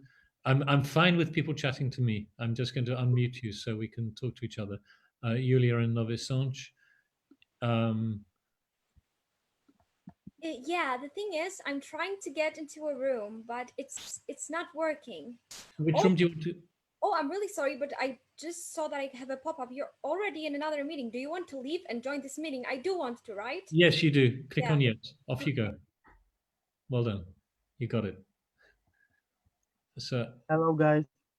Hi, who's that? It's Andrew. Andrew. Well, hi, Andrew. Yeah. Have you been in the meeting long, Andrew? Excuse me? Repeat? Have you been here long? How long have you been on the? How long have you been at the TEDx? From the beginning. Okay, Actually, great. I must tell you, it's my first experience and it's unbelievable. Great. Well, I'm glad you're enjoying it. So, if you wanted to chat to any of our speakers, then you have to click on one of the links in the chat channel. You can go to chat to Paul or Paweł, John or Eva just by clicking on one of the links in the chat channel. Yeah. And when it says, "Do you want to leave the meeting?" you have to say yes. Or you can leave with you. Or you can chat to me. I'm fine with that. I'm just Olga's looking a bit puzzled. I wonder if Olga's. Do you get what's going on, Olga? You're looking a bit lost. Yes, because I'm trying to go to my room and I cannot. I don't know why. When you click on it, then you need to go somewhere. It will ask you, "Do you want to leave this meeting?" And you have to click yes. And then if you succeed, you disappear. Work. Why? I don't know why. I feel like I'm the tech support guy, to some extent, but there's a limit to what I can do. I tried to copy paste this link maybe and At some stage, if it goes well, you'll get a dialogue saying, "Do you want to leave this meeting?" And you should click on yes. Are you on a phone or on a computer? on computer. Maybe if you just click in the chat channel, it will come up, but I don't know. Hi, Gordon. I will try. I'm going to mute you a moment because I'm going to see if I can speak to Gordon. Hi, Philippe. How are you doing? Hi, I'm fine. I was with Andre in one breakout room. So we are friends together right now. I know that Andre is from Ukraine and live in Krakow, for example. A lot of great experience together. Great. So I don't know if Gordon can hear us. I'm asking. Gordon's in San Francisco, in California, and so. But I've met him in other contexts. But it's nice to have him at our TEDx. And Olga, maybe you just have to stay with us if you can't escape. Olga, you can try to leave the meeting and go to salon.TEDxKazimierz.com and click on link when you have this meeting, when you are not on this. If you put that should take you to a map, and there are different buttons saying join different meetings. So maybe Okay, thank you. if it works for you, great. If not, you just have to stay. You have to be. But like, okay, I will try. Thank you. Okay. Good luck. But it's a good innovation, Philip, to insist that people have cameras on because she succeeded. She disappeared. It's a good innovation to say people have to have cameras on because last time, I had exactly the situation, but I had 9 people with their cameras off, like Gordon is now, and it was really creepy because I just had these names looking at me, and I was speaking to people who wouldn't switch their microphones on, wouldn't switch their cameras on. Sure, I think that you have a lot of good practices. For example, we simplified our link, so it's really quick to type. Yeah. Yeah. For example, salon.TEDxKazimierz.com. It's really simple to type. And our map on the website is easier to manage. That's right. And also pasting the links in the chat repeatedly was a good thing. What we don't know is how many people went to each room. I have this sort of fear that maybe no one went to join one of the people. But I hope it's just random. You can't control everything. So, Andre, how are you doing? How are you enjoying the event so far? As I said, it was my first time, but it's impressive. I'm glad to hear it. Unbelievable speakers with huge experience. For me, it's one of the great. It's one of the great things about the TEDx logo that it enables you to persuade people to come who might normally be too busy or have other priorities. That people the power of the brand means that it's a positive feedback loop. We can get more interesting people because I'm going to give them 10 more minutes in the room. 10 minutes, I think.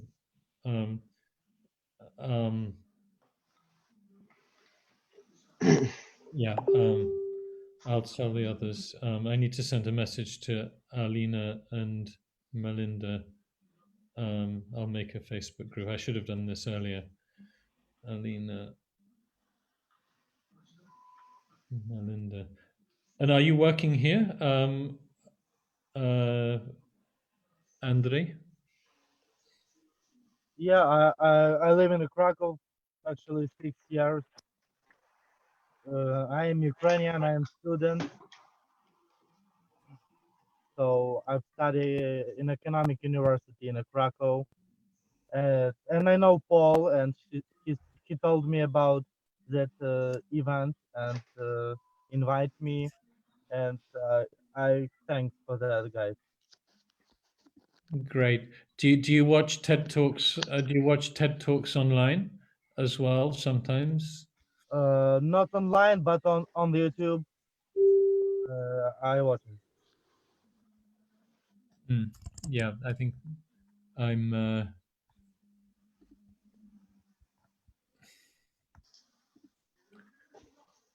Yeah, I'm glad that we are still live, yeah, so people can watch our nice talk here. Yeah, this bit is still live on YouTube. This is probably not the most compelling bit of YouTube content, but it's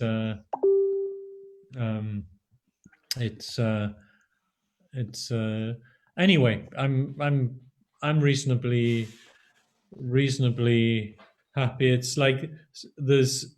I don't know if you know, Philip, that because you went to the last team meeting, that we're planning to do a kind of concert, like online performances event. And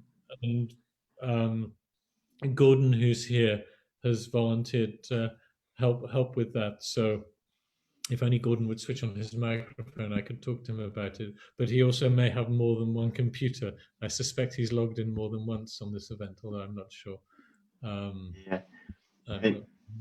About the performance online, there is a problem with with the quality always, yeah, because Zoom quality. Yeah, but it's a different way. You need to use different software for music. Yeah, I agree.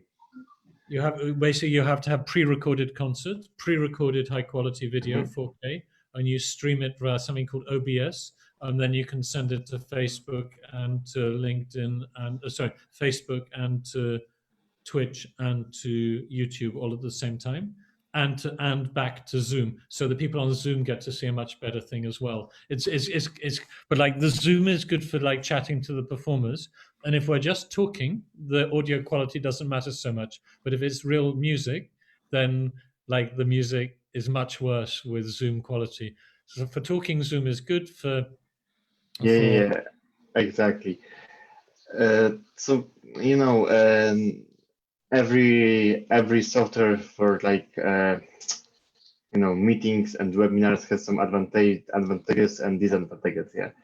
So it depends on what we expect, and it just depends on the solution for which you are looking for. But I've seen one concert made totally on Zoom in TV. So so I've seen the quality of that, and I was curious about the difference between microphones, like integrated microphones in the computer or mobile phone. And how it looks comparing to like normal external microphone to singing. Yeah. Oh, by the way, Philippe, I'm going to make you a co-host. If no, you are. I'm co-host from the beginning. Yeah. Okay. So when you we need to admit everyone. When they come back, you can start clicking on admit all, because I'll do it as well. But we need to be quite quick. Yeah, I'm taking care about that, so do not worry about that. No one will be like skipped.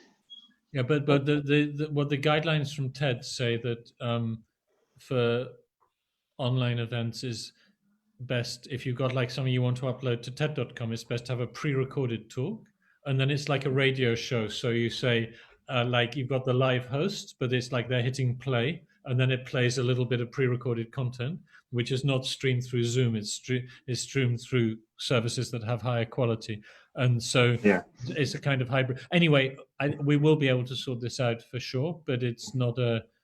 It's like some bits are easier because it's pre-recorded. Other bits are harder because like the Zoom interface is quite simple. Yeah, overall, Zoom is not perfect for such webinar conferences like we have. Yeah. Yeah. It's not the software for that. But the nice thing about Zoom is the fact that we can have this interaction, like we can chat like people. It's good for two-way. It's not because like if it's a webinar, it's like a few people are communicating to a lot of people. Zoom has a different technology, but like we actually want people to be able to speak to each other and interact and stuff like that.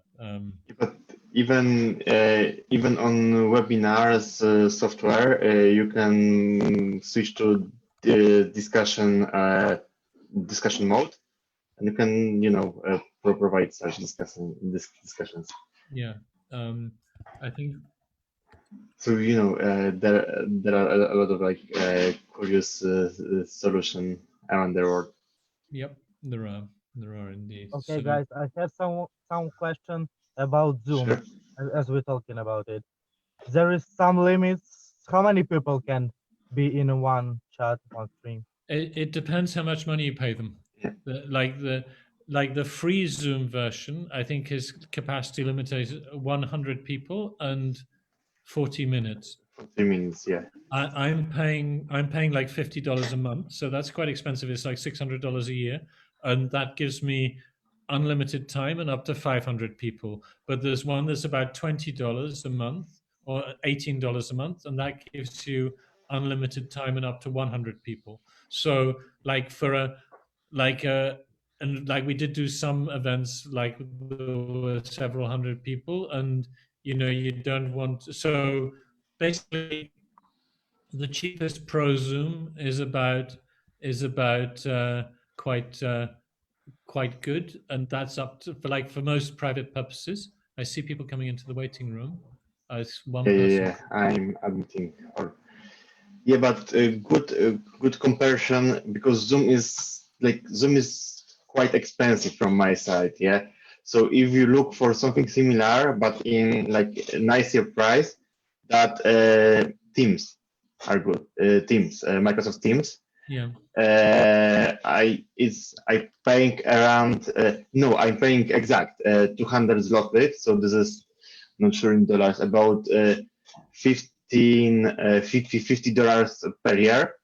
Yeah, and it's include up to 250 participants in one call. Yeah. In this price, and you have some other like add-ons included, like Drive here or Mail. So if you have like something like Zoom and G Suite included in one package. But it depends on what you prefer. Yes. So sooner or later, okay, I'm saying to the breakout rooms they've got 2 to 3 more minutes before they start coming back. And then Zhenya beginning.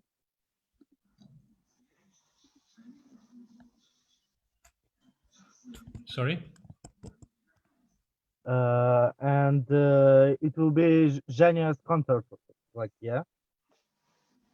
I don't understand your question.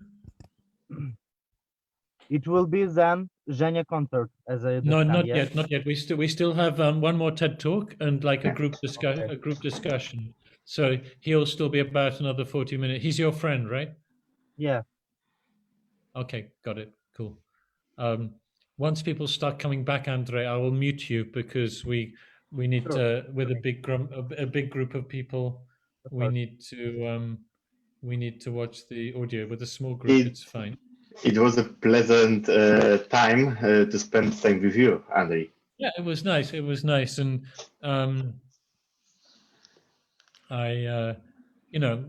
Such a dream team. Yeah, no. Well, someone at a party has to hang out in the lobby and just chat to people, right? Yeah. But it's funny though, these breakout rooms that we have this sense of all your guests go off somewhere and you don't know what they're doing.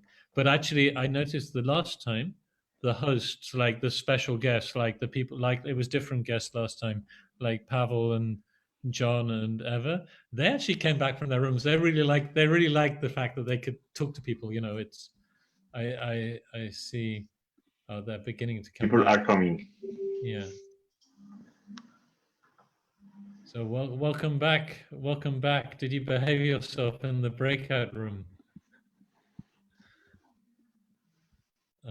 Maybe I'll let them. John's coming back.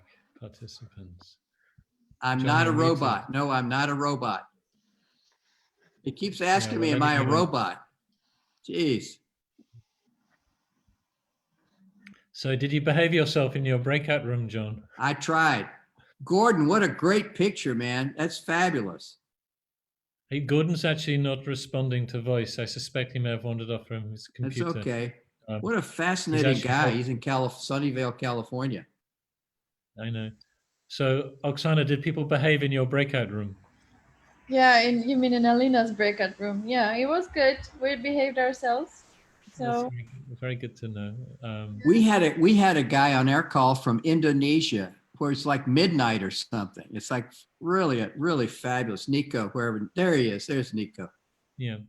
There he is. Yeah, I think he's also part of TEDx there, if I'm not mistaken. He definitely, yeah. Nico, do you want to share a few words from Indonesia? What time of day is it? It's 1:20. It's like beginning in the middle of the night. And I also want to mention Jonah. Jonah in India is also at the middle of the night, also in India. Yes. So Jonah is also a great night survivor. Okay, I see that you are all here. Great, because I was wondering if you will get back. Good. We had great conversation, Richard, actually, but it was too like we need more time, I think. Yes, John? Yeah, I mean, there's always a trade-off. Like it's probably best as a host to like make it too short and people hungry for more than to drag it on for 4 hours. And like some people are perfectly happy, but other people are like stressing out. But we appreciate the fact that you're making compromises between different priorities. So Jonah, why don't you introduce yourself? Because we heard about Nico in Indonesia, but Jonah's in India. Where are you, Jonah? Hi. Yeah, I'm here. Hi, everyone. I'm Jonah from India. Hi, Nico. Hi, Richard. So it's getting 12 a.m. here. So about me, I had done 2 TEDx events. And I'm so happy to be here. Second time attending a TEDx Salon at TEDxKazimierz, Poland. Yeah, I'm so happy to be here. And so let's actually, we're an international crowd here, and it's not so often we get a chance to meet people from Indonesia. So let's show a little bit of appreciation with thumbs up and waving our hands, because. And Jonah, you've got a natural green screen, man. You should be using that natural green screen.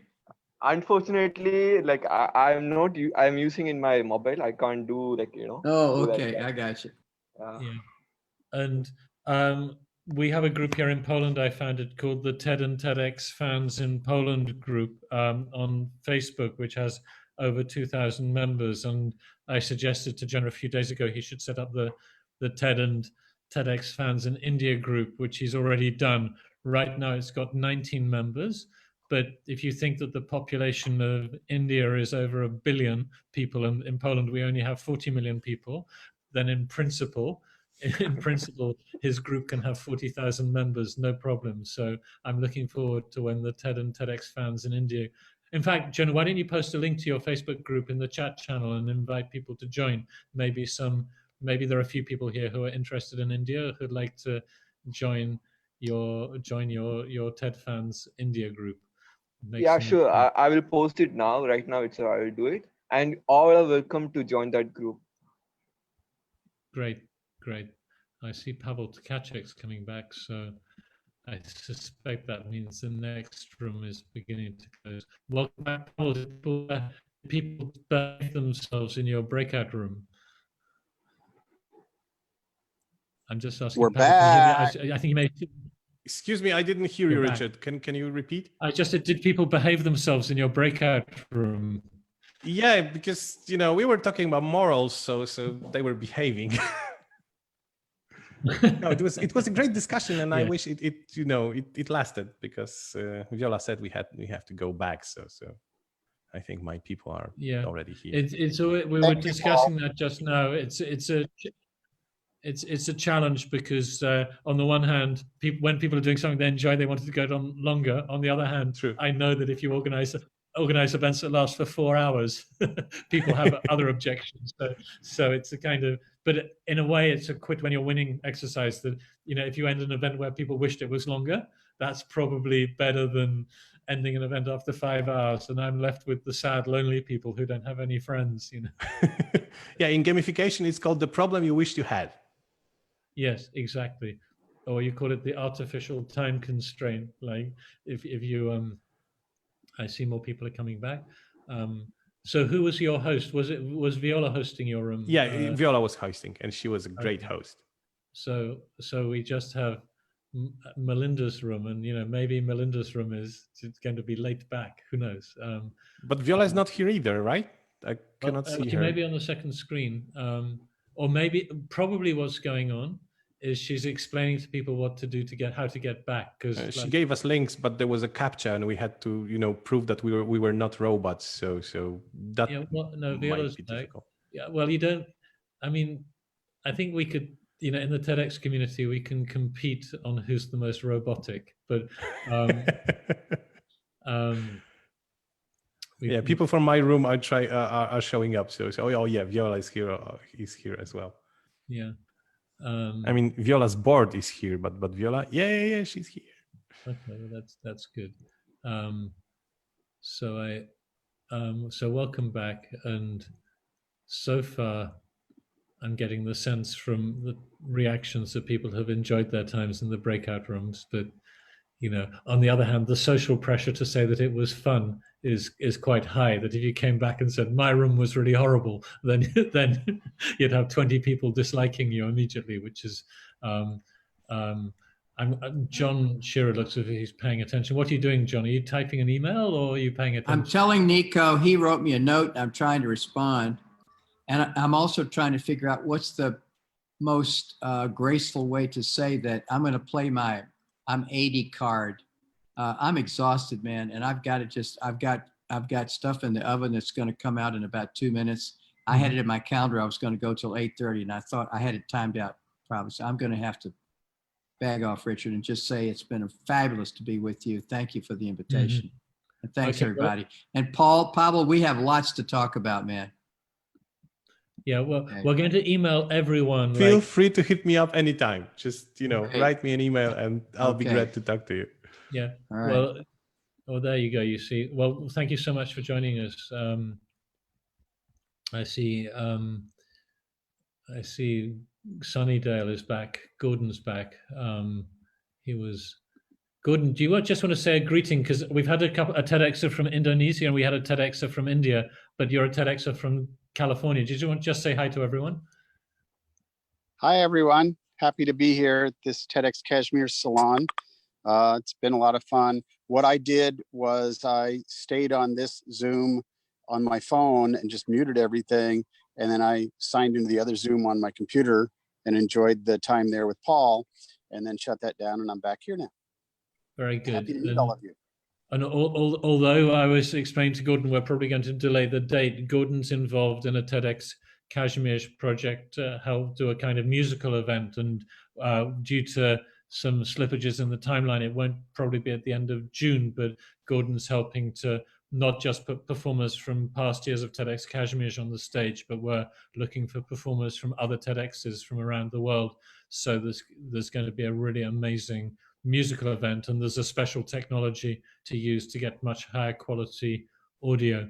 We'll have a prize-winning 11-year-old girl, Mariana Pazlik, who was on the stage of TEDxKazimierz when she was 8 years old. We'll have Alex Carlin, who's in the Guinness Book of Records. I'm just keeping an eye on the chat channel here to see that everyone's back. Melinda, is everyone back from your room, do you think? Yes, from our group, everyone is back. I see one or two other people popping up in the channel. So there's still one or two people rejoining. So just for the sake of people who are wondering what's happening now, we're just waiting for the last people to get back from the breakout sessions, and John Scherer, who is 80 years old, has apologized and said that he's got tired. We also heard from everyone, it's a pity we didn't have longer in the breakout rooms. And also we've had one of our speakers say, I was here till 8:30. So these are trade-offs. We can't do everything. So the next bit of our schedule is a very disconcerting TED talk called by an analyst called James Bridle about, and this time I'm determined to get the technology right, so I'm putting the pressure on myself to do this absolutely correctly. So if everything goes well, we're going to watch a TED talk about what was called the nightmarish world of children's YouTube. And this was on the TED stage, I think, in 2016. And if you think there's nothing wrong with the internet, this may correct your perceptions. So this is the second TED talk we'll be watching this evening before we discuss it. So it's a bit disconcerting, it's slightly alarming. There are some bad words, but this is stuff you need to know about. Tech overlords. So we're not going to have the TED discussion of that. We're going to have our own discussion of that. And the next part of our program is going to be what we call the group discussion. For those of you who are wondering, John, people came back from the breakout room saying it was great to be in the breakout room, but it should have gone on for longer. John came back, he said it was great. He looked at his watch and said, I can only be here till 8:30. I'm an 80-year-old man. I can't stay longer. So John has made his apologies, said thank you very much, and left it. So it's going to be Ewa and Paul and Viola and myself sharing a few closing reflections on the topics we've discussed this evening. So Ewa and John, if you could unmute yourselves, and maybe Ewa, I can't see you, but I hope you're here somewhere. Is Ewa? Here. Where's Ewa? Fantastic. So Ewa, could you just share, in our pre-event preparation, you've reflected on the ethics of the platform. So do you want to overlay that on what we've just seen about YouTube and maybe the other big platforms, or perhaps, and as well, maybe share some of the main learnings from your breakout room? Were there any particular points that people asked about? So if you could just share a few of those thoughts, and then we'll move on to Paul. Sure. I mean, regarding the stock, I think, well, it was scary. And I think for everyone who is not a marketer, this could be a good reason to say like, oh my God, this marketing can become like turn really evil. But again, it's, about there is an ethics of a platform, and I'm sure the regulations are needed, and there is more and more of them, both on platforms and in the law system of different countries. So when it comes to regulations, they're being built step by step. If there's enough regulations, I mean, I'm not an expert here to say, but there's always this other question, like who is the marketer? Who are the people behind posting these things? And who are the people behind like executing these kind of campaigns on a platform like YouTube? And this is this question of ethics, and if you're a marketer, where do you really want to channel your energy? And I think this kind of ties into the discussion we had in our breakout room. It was about ethics and what's good, what's not good. Like people were asking me some questions like, would you do that? Would you do this? Is this ethical? Is this not? And I mean, I was just sharing my perspective, and I still stick to my opinion about loving marketing, being a marketer. I think it's power. And I think it was Lisa in our room who said like, yeah, it's the same with power. Like power can be good and can be bad. And you cannot judge power like from just one perspective. It's the same with marketing. It can be good, it can be bad. Marketing is actually power, a power to impact people, power to impact masses of people, power to make people do things that they not necessarily would do without your marketing. So that's your choice. And I think your moral obligation as a marketer to use it well. And the same is about power. I think I'm dealing with the same idea when I'm a CEO of a company where I have 40 people and I have some power and I can be good and I can be bad, you know. And the same, I think, and even on a bigger scale, is when you're a skilled marketer and it has to be your choice on where you're going to put your energy and your skill into. And I think that's kind of my summary of both this talk and my breakout session. Certainly. So, and certainly that remark about leaving your children alone with YouTube and an iPad or a tablet is a very well taken one. On the other hand, you do want to expose your children to computers if you have them, but in the right way. So, Viola, do you want to add anything or ask Paul a question? There's yes, there's this thought that is spinning around my head, talking about so basically from this TED talk, what one of the problems that where there are the ethicals of the platform, and where if we actually have the control over what's happening, and I think we've kind of lost that control. And is there any way, and the same goes with the marketing, what we understand as marketing, the marketing practices, the marketing tools.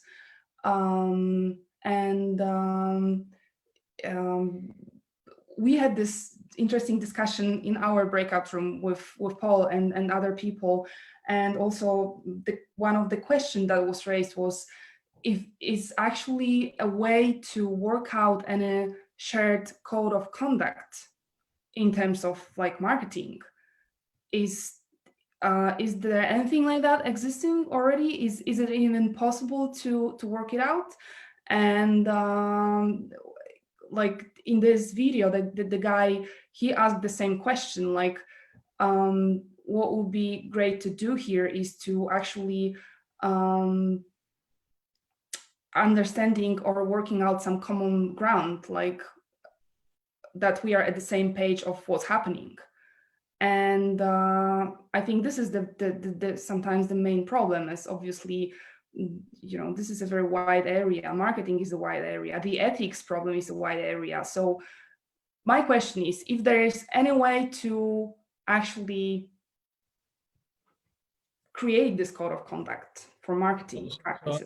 Maybe I'll take that to Paul and ask him whether he wants to comment on that, and also maybe add that this James Bridle's TED Talk was in 2016. Maybe things have moved on a bit since then, and there's more regulation. But Paul, could you comment on either what Eva said, or what Viola said, or what happened in your breakout room, or the TED Talk? I'll let you choose. Okay, I think I'll take all of them. I think let's start with the TED Talk. Raise your hand if you know what Happy Tree Friends cartoon is.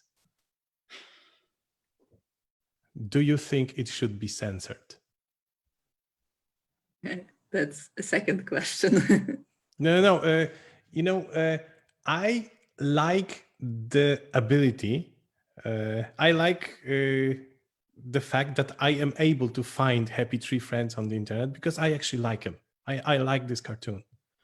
And the problem that was raised in this TED Talk, the last TED Talk, is not the problem of algorithms, it's not the problem of morality. By no means it's a problem of moral. It's a problem of the oversight. You should not leave your kid with the YouTube unattended. That's it. Viola said, is there a way to stop it? And I say, yeah, there is. There's the close window button on your browser. But you need to want to actually push it.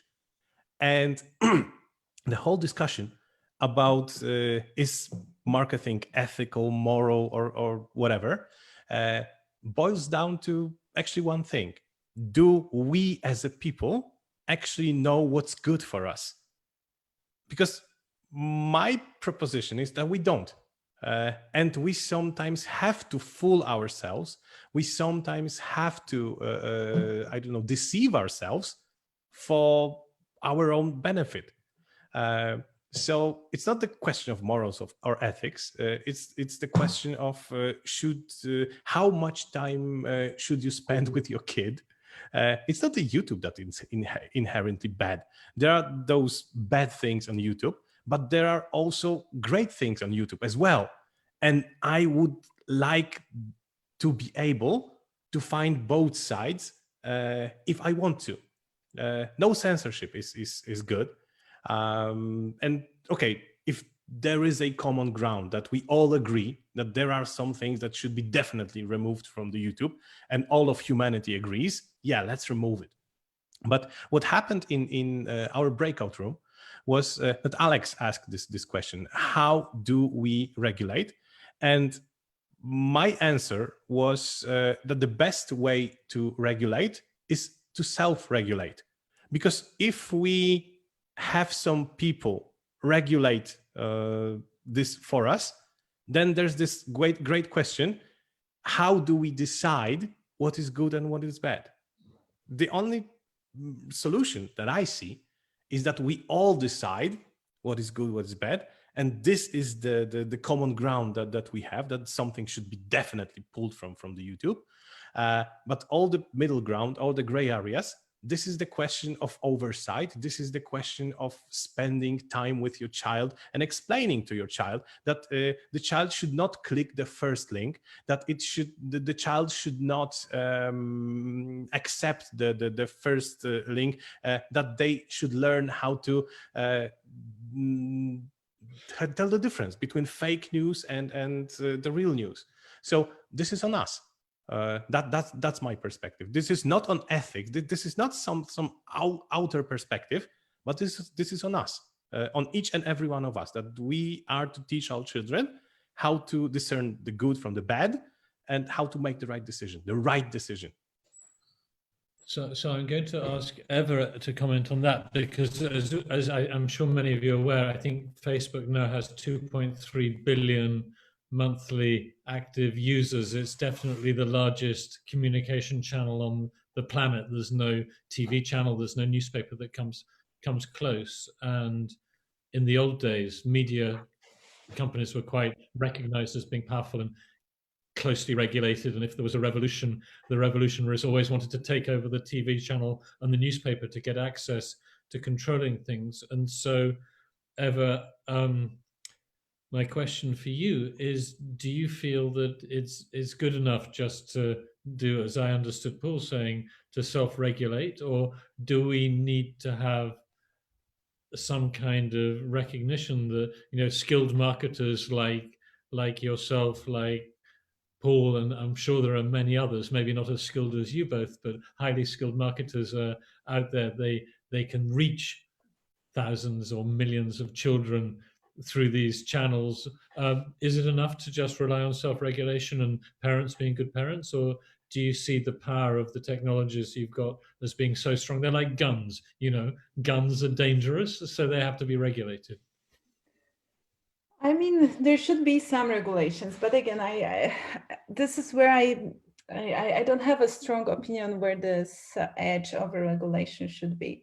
Definitely, there should be some, and there is some already. There is some content that you will not find on a popular platform, so we cannot like say right now, oh, and anything can happen on YouTube or on Facebook. There are like regulations. Sometimes even as a marketer, we would come across regulations that are even too strict, and they can regulate content that is not necessarily harmful, and it's already happening. So, you know, platforms are taking these steps, and I would say this is a difficult space, because I mean, what we were seeing here, for example, these eggs, I mean, to find out and to regulate it, it might take some time for the platform to really discover some weirdness around it. So I think we also have to understand there's tons of content, and this makes it difficult to regulate. And there's lots of angles how this should be regulated.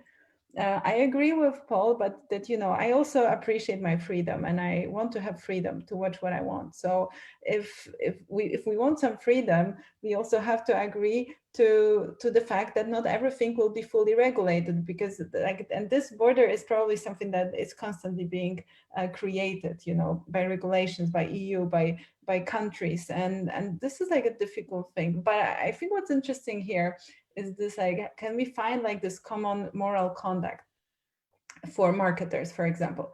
I think maybe with time, there are different jobs and different things that people do. They're lawyers, and the job of a lawyer is very old. There are doctors, and the job of a doctor is like a job that was done for years.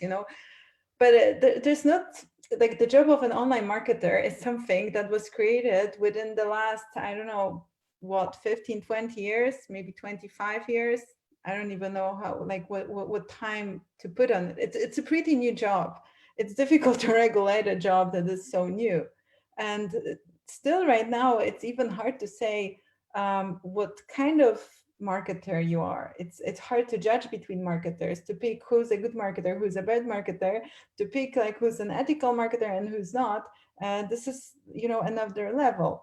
So I think with the development of the marketing job, and with the development maybe of some schools, certificates, regulations, so really what does it mean to be a good marketer, I hope this level of ethics will also become a part of it.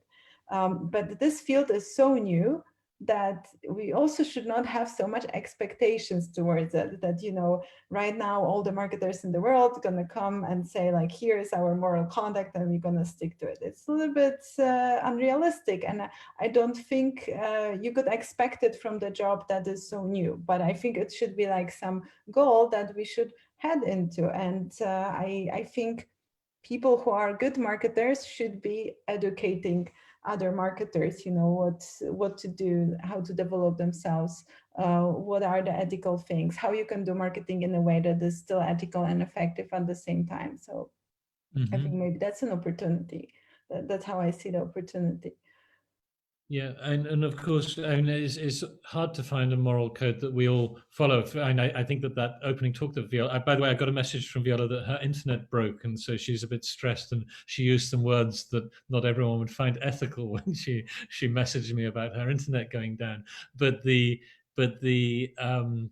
first talk from Rory Sutherland, some people would probably find it morally wrong that they're spending all this money to persuade that one of these crunchy breakfast cereals is more tasty in one orientation than in another orientation. At one level, it's crazy. On the other hand, it makes people happier, and maybe if it makes people happier, that's enough. Or should we be? I see Paul nodding. Do you think that making people happier that's enough of a goal in life? Yeah, that's all there is. I mean, I think there are some constraints here. There's a triangle. Julia on the chat said, I believe we are able to think rationally and know what is best for us. We just don't always act on it. I don't totally agree on that, because if it was so, there would be no drug addiction, right? People would just, not take it. But making people happy, that's one side of the equation.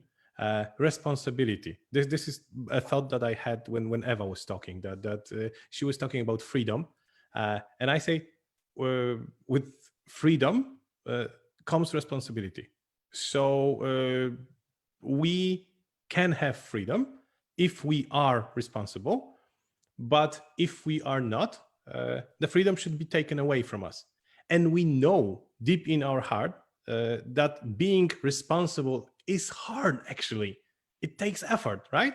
So when I was talking about us deceiving ourselves, it was us taking away the hardness, the work from being responsible.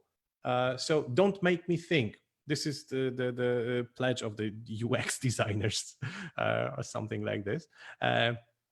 And yeah, we don't want users to think, because thinking implies they should be responsible all the way, all the time.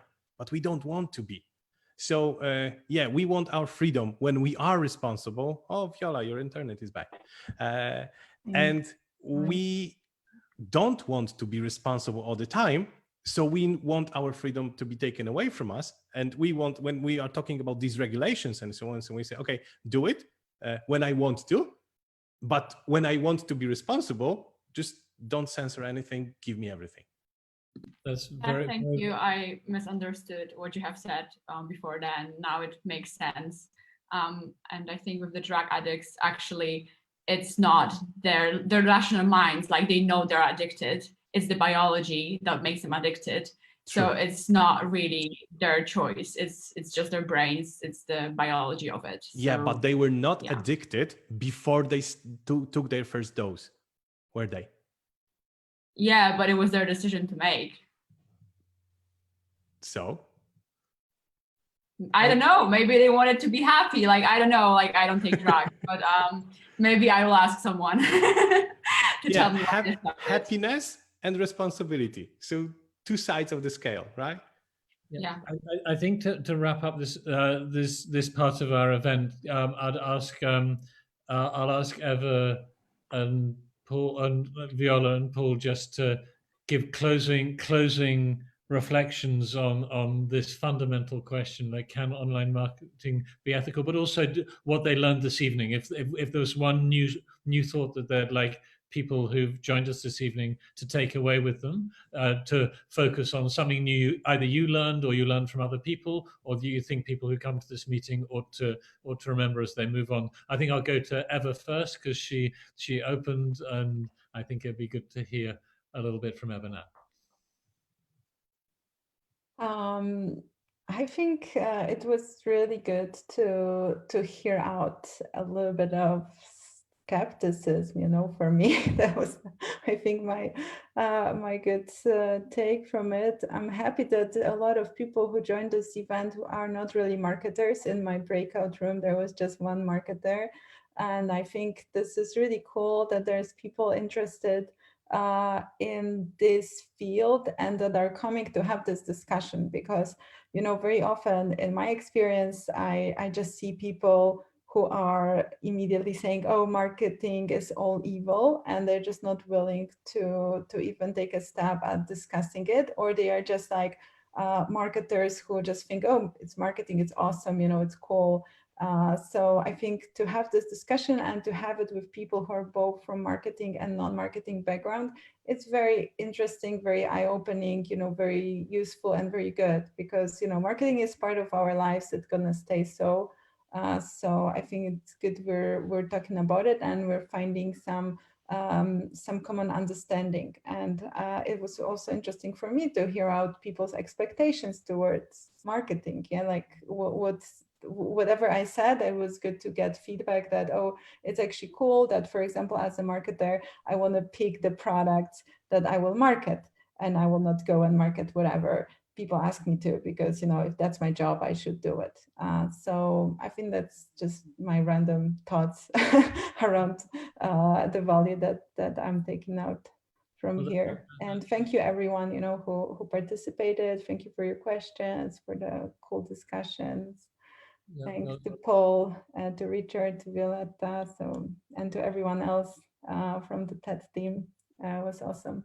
Thanks. It's great you could join us, and, you know, I think it is important to talk to each other and meet people outside your branch, because, you know, Viola, you're a marketing manager. What do you think is one thing that people should learn from this evening, or one thing you learned from this one thing that people that's a good question. As even myself, like, more I talk about it and hear other people's perspective, the less I'm sure about myself. You know, this is there's like so many questions here, and I think so. One of the important things is I'm not sure there is one answer to this question. What ethical marketing means, if marketing can be ethical. I agree with Paweł to some extent that obviously it's all about like self-control, but at the same time I think that, you know, it's all good as long as we are at the same page and we know what's happening. And maybe this is a good question of like, if really like people are aware of what's happening. I don't think. And these shady marketing techniques, they're all of them focused on actually taking advantage on that area. But the final thought is marketing is actually, it's great. Like marketing in general, there's a lot of space for like creation. It can be very creative, powerful. It's a very exciting activity in general if you like doing it. And I think this better side of marketing will take over, and the perception of marketing, there is some perception of marketing that yes, marketers are cheaters or spammers, or like people have this negative idea of what marketing is. So I think there will be more and more, those great creative practices and activities and examples of marketing that kind of change this perception, like for a longer round. Fantastic. Well, thank you for that. I mean, so you're basically optimistic. Eva's just enjoying mixing with people from different perspectives out of the industry. So last but no means least is Paul. And like, if there was, like, I think I know what you're going to say because you're very clear and consistent in your worldview. But what would you say that people should remember tomorrow about this event? What did you learn, and what should you hope other people learn from this evening? I'm very much on Eva's boat on it. I mean, I love hearing other people's perspectives. And what I learned today is that, we view things differently. I mean, it's nothing new, right? That we view things differently. But getting to know these points of view is the most value I drew from this event. I had the great conversation with Alex. Mostly Alex. He dominated my room during the breakouts. But yeah, I'm on the boat with Eva when I say I enjoy the ride. I also love marketing. I also love discovering how people behave in different situations and how we can use it to our advantage. Addressing what Viola said, and one other thing that I think you should take away is that the transparency is very important. So the other TED Talk said that we don't actually know how the AI algorithm of YouTube works, and we should know that so that we can prepare when we want to. Because Viola said that we should know, we should be able to know. The thing is that we don't always want to know. We don't read all the labels when we are shopping. We just say, okay, I don't care about this product, this category, just give me that. We decide to ignore some categories. I just like drinking Red Bull, and I don't care what's inside the can. So this is the other thing. But we should be able to know when we want to. And this is my takeaway for you. We should be able to know when we want to. I think that's a great point to close the discussion part of. So I think we still have a few more activities for you this evening, and I think we have our musician, but I think it'd be very appropriate for the masked TEDxKazimierz audience to show their appreciation to, well, we can show it for John as well, even though he's left. So please wave your arms, do whatever you can do to show enthusiasm. These people are highly skilled leaders in their professions. So you can clap, you can scream, you can shout, but whatever you do, let them know that you appreciate the fact they joined us this evening, because we certainly do.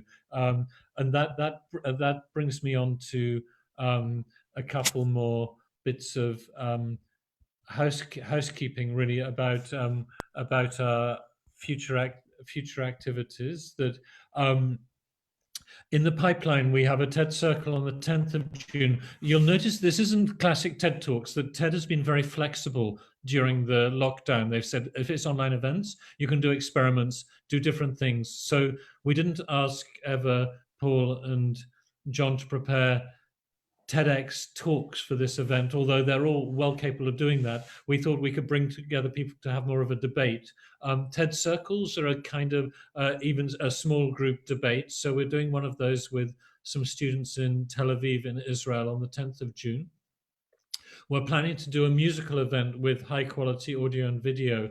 We were going to do it at the end of June, but there are some delays to that. So we're going back to our past performers from the last 4 or 5 years who will come together and get performers from other countries in the world. We've got some people in Brazil who are interested in North America, certainly in Russia, and no doubt other countries. So we're going to have a live event. We're not going to do an event in a venue this year. We were aiming for October, November, but although it may be legal to do an event, we're just not convinced that we can do a high quality event. We've had a couple of speakers say they want to be sure they're on stage. It's very hard to find a venue that will give us a date. It's impossible to book a speaker if you don't have a date. And also the whole social distancing issue means that we're not sure that it's going to be nice to come to an event where you have to be 1.5 meters away from other people.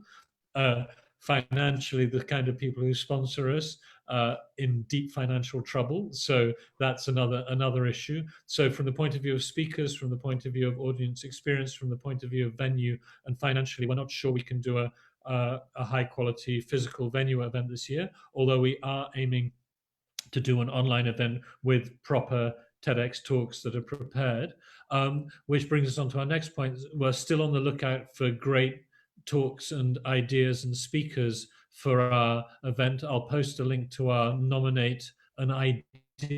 Note that for TED and TEDx, it's not nominate a speaker, it's nominate an idea. We so often get people saying, you have to get this wonderful woman on your stage or this great guy. He's so cool. He will be an awesome speaker. And we say, what's the idea? Without an idea, you can't get on stage. I remember very clearly Paweł's ideas from 2015.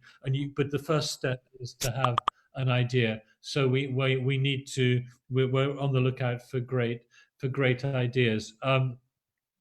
Apart from that, although we're not actually getting money from Mała Polska, maybe I'm going to hand over to Viola. Viola, you're very good at doing thank yous. So I'm going to ask, I'm talking too much as usual. So Viola, maybe you can, I thanked our speakers. There's obviously our sponsor and maybe some team members. Maybe you can wrap up before we go to, we've got a performer who's ready, I think, waiting to play for us. But I'll let you close out this bit. Thank you, Richard. And thank all of you for joining us today and staying with us until the end. And it's great to know that there are many people there who actually enjoy this discussion and what we prepared. And thank you, our wonderful guests and speakers, Ewa Wysocka, Paul, and Tkaczyk, and John Scherer, who had to leave earlier. And yes, and I hope we can all meet at the next TEDxKazimierz online edition. Hopefully, in some short time, we will be able to meet live during one of our live events. And yes, and the slides are not there any longer, but I'd like to thank you to our main sponsor, Urząd Marszałkowski, who has been supporting our initiative for a longer time, and they are still with us, and they believe in what we are doing, and they make it possible to organize bigger events for this scale. And yeah, that's all.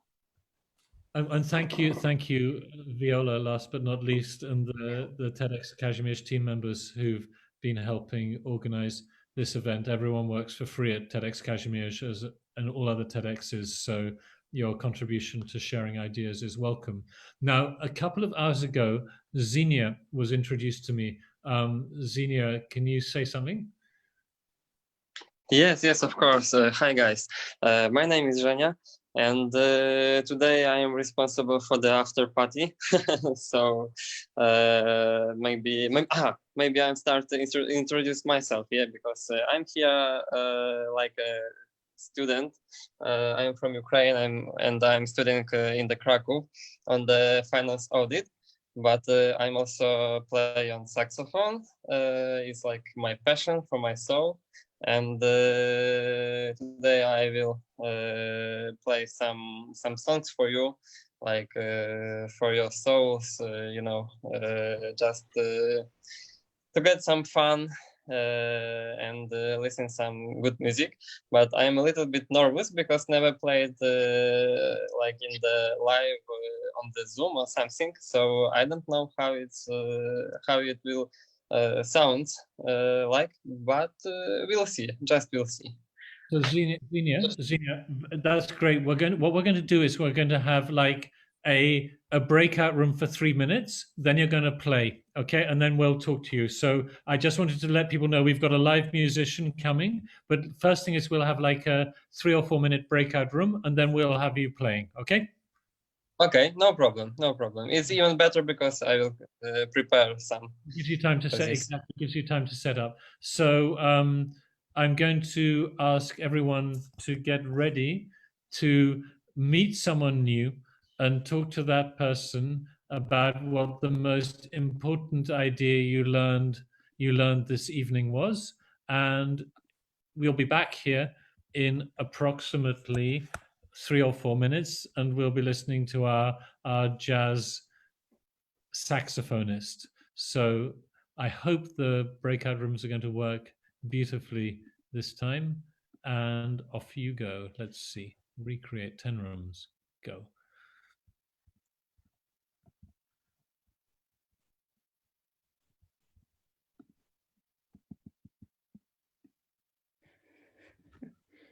There are always some people who are left a bit late or don't accept their invitations. So Eva, how are you doing? I'm doing pretty good. It was a very nice event. I just have to roll in a few minutes because I have some like obligations. I'm sure you do. And if you do have to roll, I just want to thank you that, it's a really interesting tension between like people are saying, oh, it's a pity it was so short. And yet other people are kind of pushing to go. I see that Paul and Camille returned. How was your breakout room, Paul? It was great, but I just told them that I need to go and I wanted to say goodbye to you in person. So thank you for the invitation. It was, great as always. We absolutely appreciate your contribution. We know that I hope you find lots of new clients, but I think more this is about educating and sharing ideas. And I'm glad I hope it was helpful for you as well, because I got lots of positive feedback about your contributions. So thank you very much. Thank you. Thank you, guys. Thank you. Quickly, can you share the link to your video about the marriage? I don't have it right now, but if you write me an email, I will find it and share it with you. Or send it to me. Paul, if you send any content to me, we're going to send out like a post-event email to everyone. Sure, so no problem. I probably will reach more people email because we have an email of everyone who's here. So send it to me by tomorrow evening and I'll send it out before the weekend. No problem. I'll dig it up. Thanks, guys. Great. Have a nice one. And so Enrico, are you going to bed? No, I was left alone in the breakout room. Okay, so yes, I the breakout rooms don't always work. I'm just see if anyone else is alone. Oh, Jacek is. I'm going to move him to room 9. Oh no, I'm going to move him to room. I'll move him to room.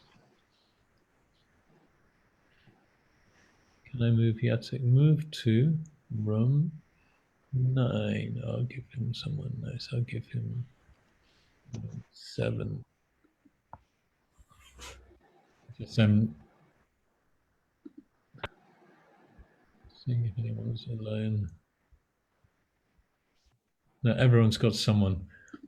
You know, it's tricky. I can't outsource. It's one of the features of Zoom is you can't outsource the management of breakout rooms to a co-host, and managing the breakout rooms is quite complicated because you have to decide how to move people around. So, Alexandra, have you enjoyed yourself this evening? Has it been interesting for you? Yeah, it was quite interesting.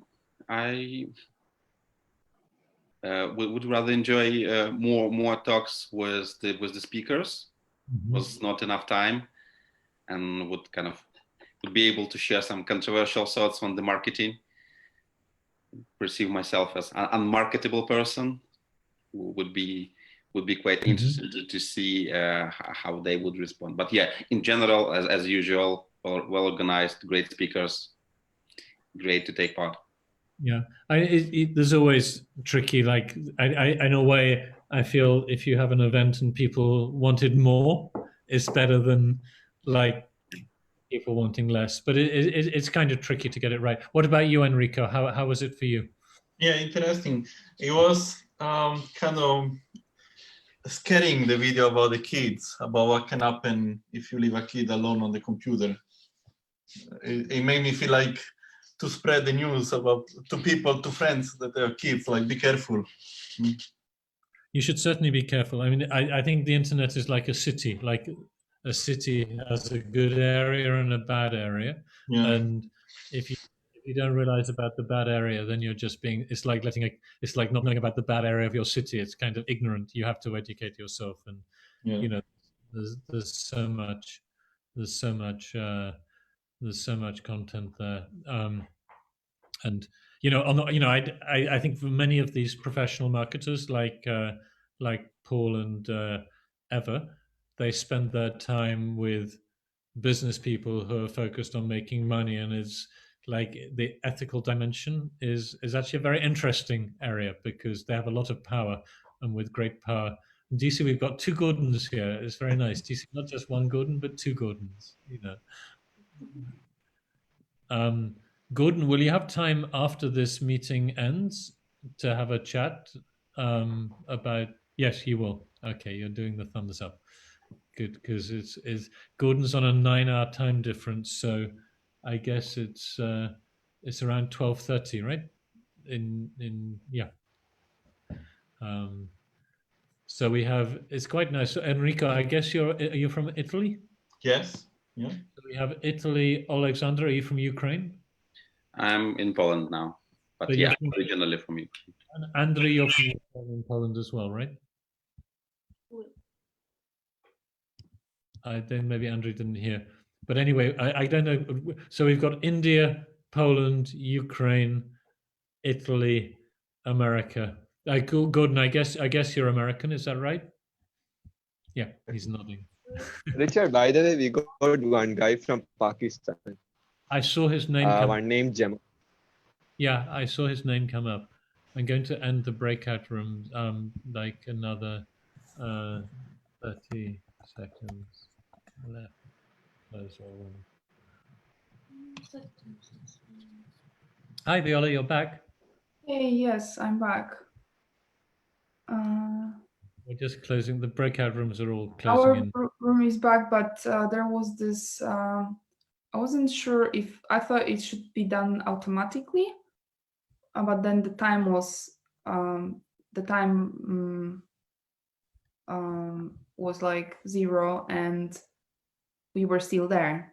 And then you have to click on. I extended it slightly, Hmm? so I extended the time slightly. So I think now I can see that everyone's back, and what we're hoping is that Xenia. Okay, so just in terms of sort of wrapping up communication, the event is over. This is the after party, okay? Just so you know. So this is now party time, okay? So you can get yourself a glass of wine, you can get yourself a bottle of vodka, you can dance like, I don't know if you realize we've got 2 Californians, both called Gordon, dancing on the screen. This isn't something you see every day. We've got Indonesia, we've got India, we've got lots of different countries here. And basically we'll be here for another half an hour. So like now it's 21:30 in Poland. So until 10 o'clock, that's another 29 minutes. I'll keep this room open. Then the party, you'll have to take the party elsewhere. You'll have to send links, swap Tinder profiles, do whatever you want to do to stay in touch with people after half an hour from now. But for now, we've got another half hour together. And I'd like you to be very appreciative of Xenia, are you ready to play? Yes, hi again. Of course, I'm already ready. And I will play a few songs, I think, because I don't know how it will be through the online conversation. So I don't want to tire you So I chosen a few songs. So I will start from one of my favorites. It's The Weeknd, I think. It will be a covers, I should say. And the first one will be The Weeknd, The Hills. I think you know this song. It's one of my favorites. A pretty bit sexual song, but let's listen. Okay, let's do it for Xenia.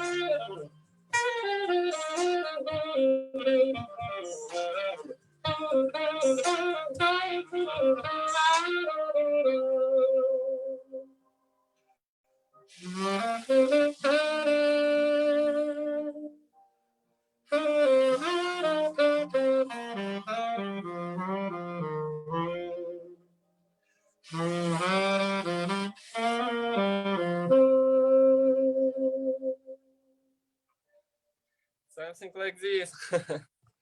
Thank you very much for the first song. I hope it was sound okay. I don't know how it sound. I mean, the backing track, it was okay, or it's hard to listen. I'd say is given the limitations of the format, it's absolutely great. It's not, okay. You know, when we do our concert event, we're going to have better sound and more justice to your playing, because Zoom doesn't give great audio. But I'm seeing Anna Maria is writing it very nice. Gordon was writing it nice. So I'm a bit better now because I just worried about quality of sound, you know, from the live. Alia is saying fantastic. No, you're getting very positive feedback, and I think, you know, also this is spontaneous. This is like this isn't like a pre-prepared concert. This is a spontaneous happening. So that's a very nice. How very nice.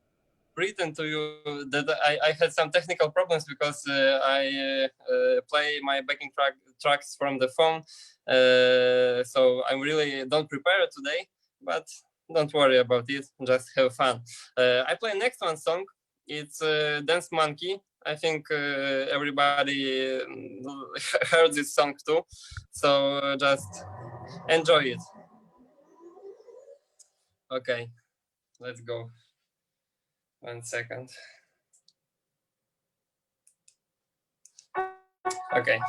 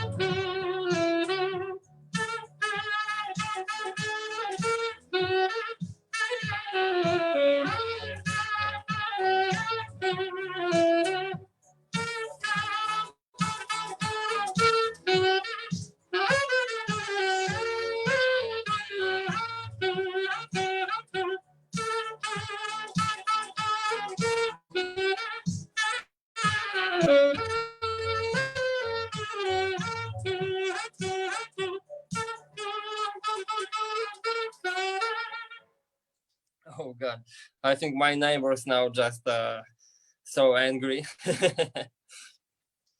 But they are sometimes listening something like that. Okay, let's play next one. I don't want to take too much time, so we'll take a long breaks. Let's play another one.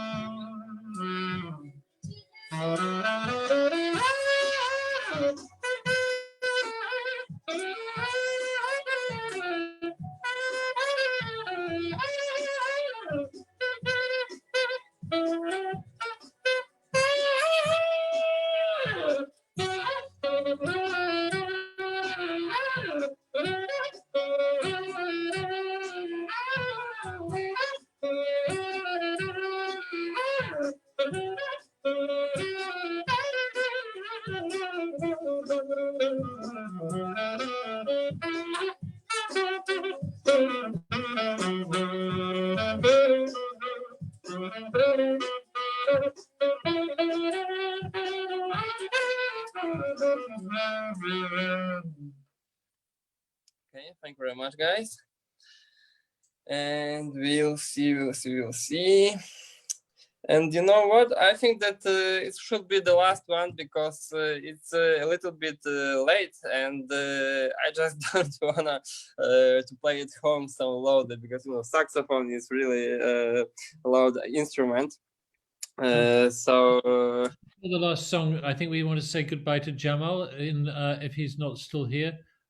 He's say in Pakistan. Jamal, just say hi and goodbye before you go because we don't often have guys from Pakistan at our TEDxKazimierz So just say a good night from Pakistan. Hi everyone. It was great having with you guys. It was my second event actually, and it was amazing. So unfortunately, I have to leave now. So bye to all and see you next time. Okay, thanks very much. I just thought that before you left, it was great for you to say hi. So now we can have your final song. So that's great. It's lovely to have people from so many countries. Of course. So guys, I will play maybe like yeah, my final song because like I said, just I don't want to play so loud in the home. Maybe next time I will play a little bit longer, and I hope that next time we will be offline. Like so, I will play the last one. Okay. Okay. Let's go.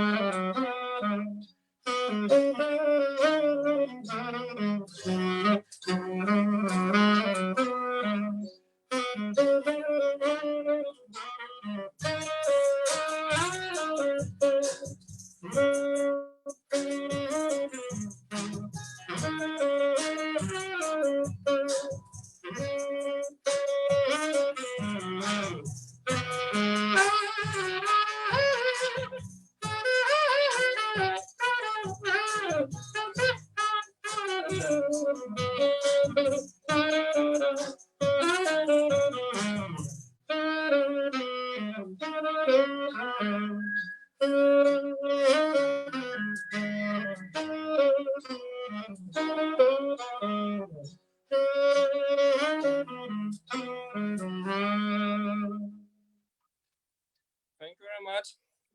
One more time. That was great. Guys, let's show a little bit of appreciation. It's really nice to have spontaneous music at these online parties. It's happened before, and it's just like, you know, we have a lot of time thinking and sharing, and that was just great. Viola's more artistic than me. Viola, do you want to comment? It was a great experience. Thank you for that. And for me too. Yeah, and then the saxophone sounds really nice. Thank you very much. But like I said, I hope that next time we will meet in real life, and it will be better. I hope. Yeah. Okay, So what we're going to do now is I'm just going to ask everyone to, I don't know if I can, I'm trying to figure out how to unmute you, but basically I'd like everyone just to like have a closing thought, because it's getting to the end now, and we'll do it in probably reverse alphabetical order, because that's what I feel. We've got too many people with A, so it's going to be complicated. So Violetta, do you have a closing thought or thing to share with everyone, and then we'll just move through the alphabet? Thank you everyone for joining us. it was a great discussion, and thank you, Xenia, for the live performance. And hopefully see you all at the next event. That's great. Thank you. Well, thank you very much for hosting. Gordon, would you like to share a Californian thought with us? Well, thank you for inviting me to Kazimierz. It's my first time visiting, and I hope to come back again.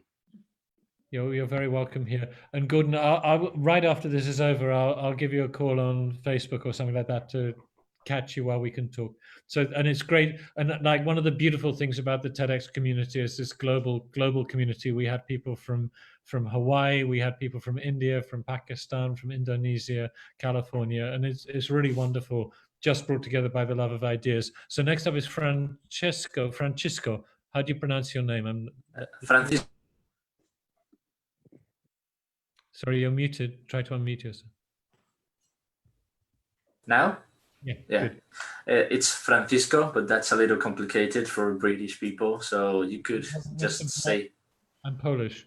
It's complicated. Oh, you could just say Frank. But yeah, it was lovely. There's a lot of thought-sparking conversation here. It was really good to listen to John, Eva, and Paul share their thoughts. And well, you know, in a live event, you get to maybe chat in person with each of them. And here we get put in the separate rooms, and maybe you would like to speak to somebody else, but it's not the same. But either way, it was really good, and I'm looking forward to much more with all these people. It's just really nice. Well, we'll be sending out an email with details of our next event, and we're really happy you could. Perfect. Reverse alphabetical. So next up is Enrico. Would you like to share a closing thought for this? The long timers. These are the people who made it to the end. You know. Yeah, the few last one. But I really enjoyed the observations by the three guests, and I also like the two videos, especially the one which was kind of more shocking with the kids, because it made me think. It was interesting to see it. Great. Okay, I'm just being asked a question. Do I get a chance to speak? Everyone gets a chance to speak, Anna, and we're just doing reverse alphabetical order. So as luck would have it, you're next. I'm just asking everyone to share a thought, and I started at the end of the alphabet and worked forward. So Anna Maria, the stage is yours. Thank you very much. It was really lovely to join this event. Sorry that part of the event I was without the webcam. I was actually packing clothes, and that was the reason. However, I really liked everything. I liked seeing the videos, meeting all of you, and also the small concert at the end of the event. It was really lovely. I will definitely join other events organized by you guys. Fantastic. Well, we always have challenges and plans. So Alexander, you come. I think you're the last in the alphabet. You're the first in the alphabet, and therefore you're last. So you're on. Yeah. Thanks a lot. Thanks. First of all, thanks for picking interesting topic. I think each of us will meet it again and again in future, especially in context of technology development and such things. So it was interesting, and waiting for another conference. Okay, so I think I'll just say on behalf of Viola and myself, thank you all very much. I'm going to gradually kick you out of this meeting one by one now, because I want to talk to Gordon and I don't want to have to recall him. So I'm going to say, if you find yourself suddenly out of the room, that's me kicking you out. Viola, I'll be in touch shortly after I've chatted to Gordon, okay? So, thank you so much. Take care, everyone. Bye-bye. Good night. Good night. Thank you, Xenia.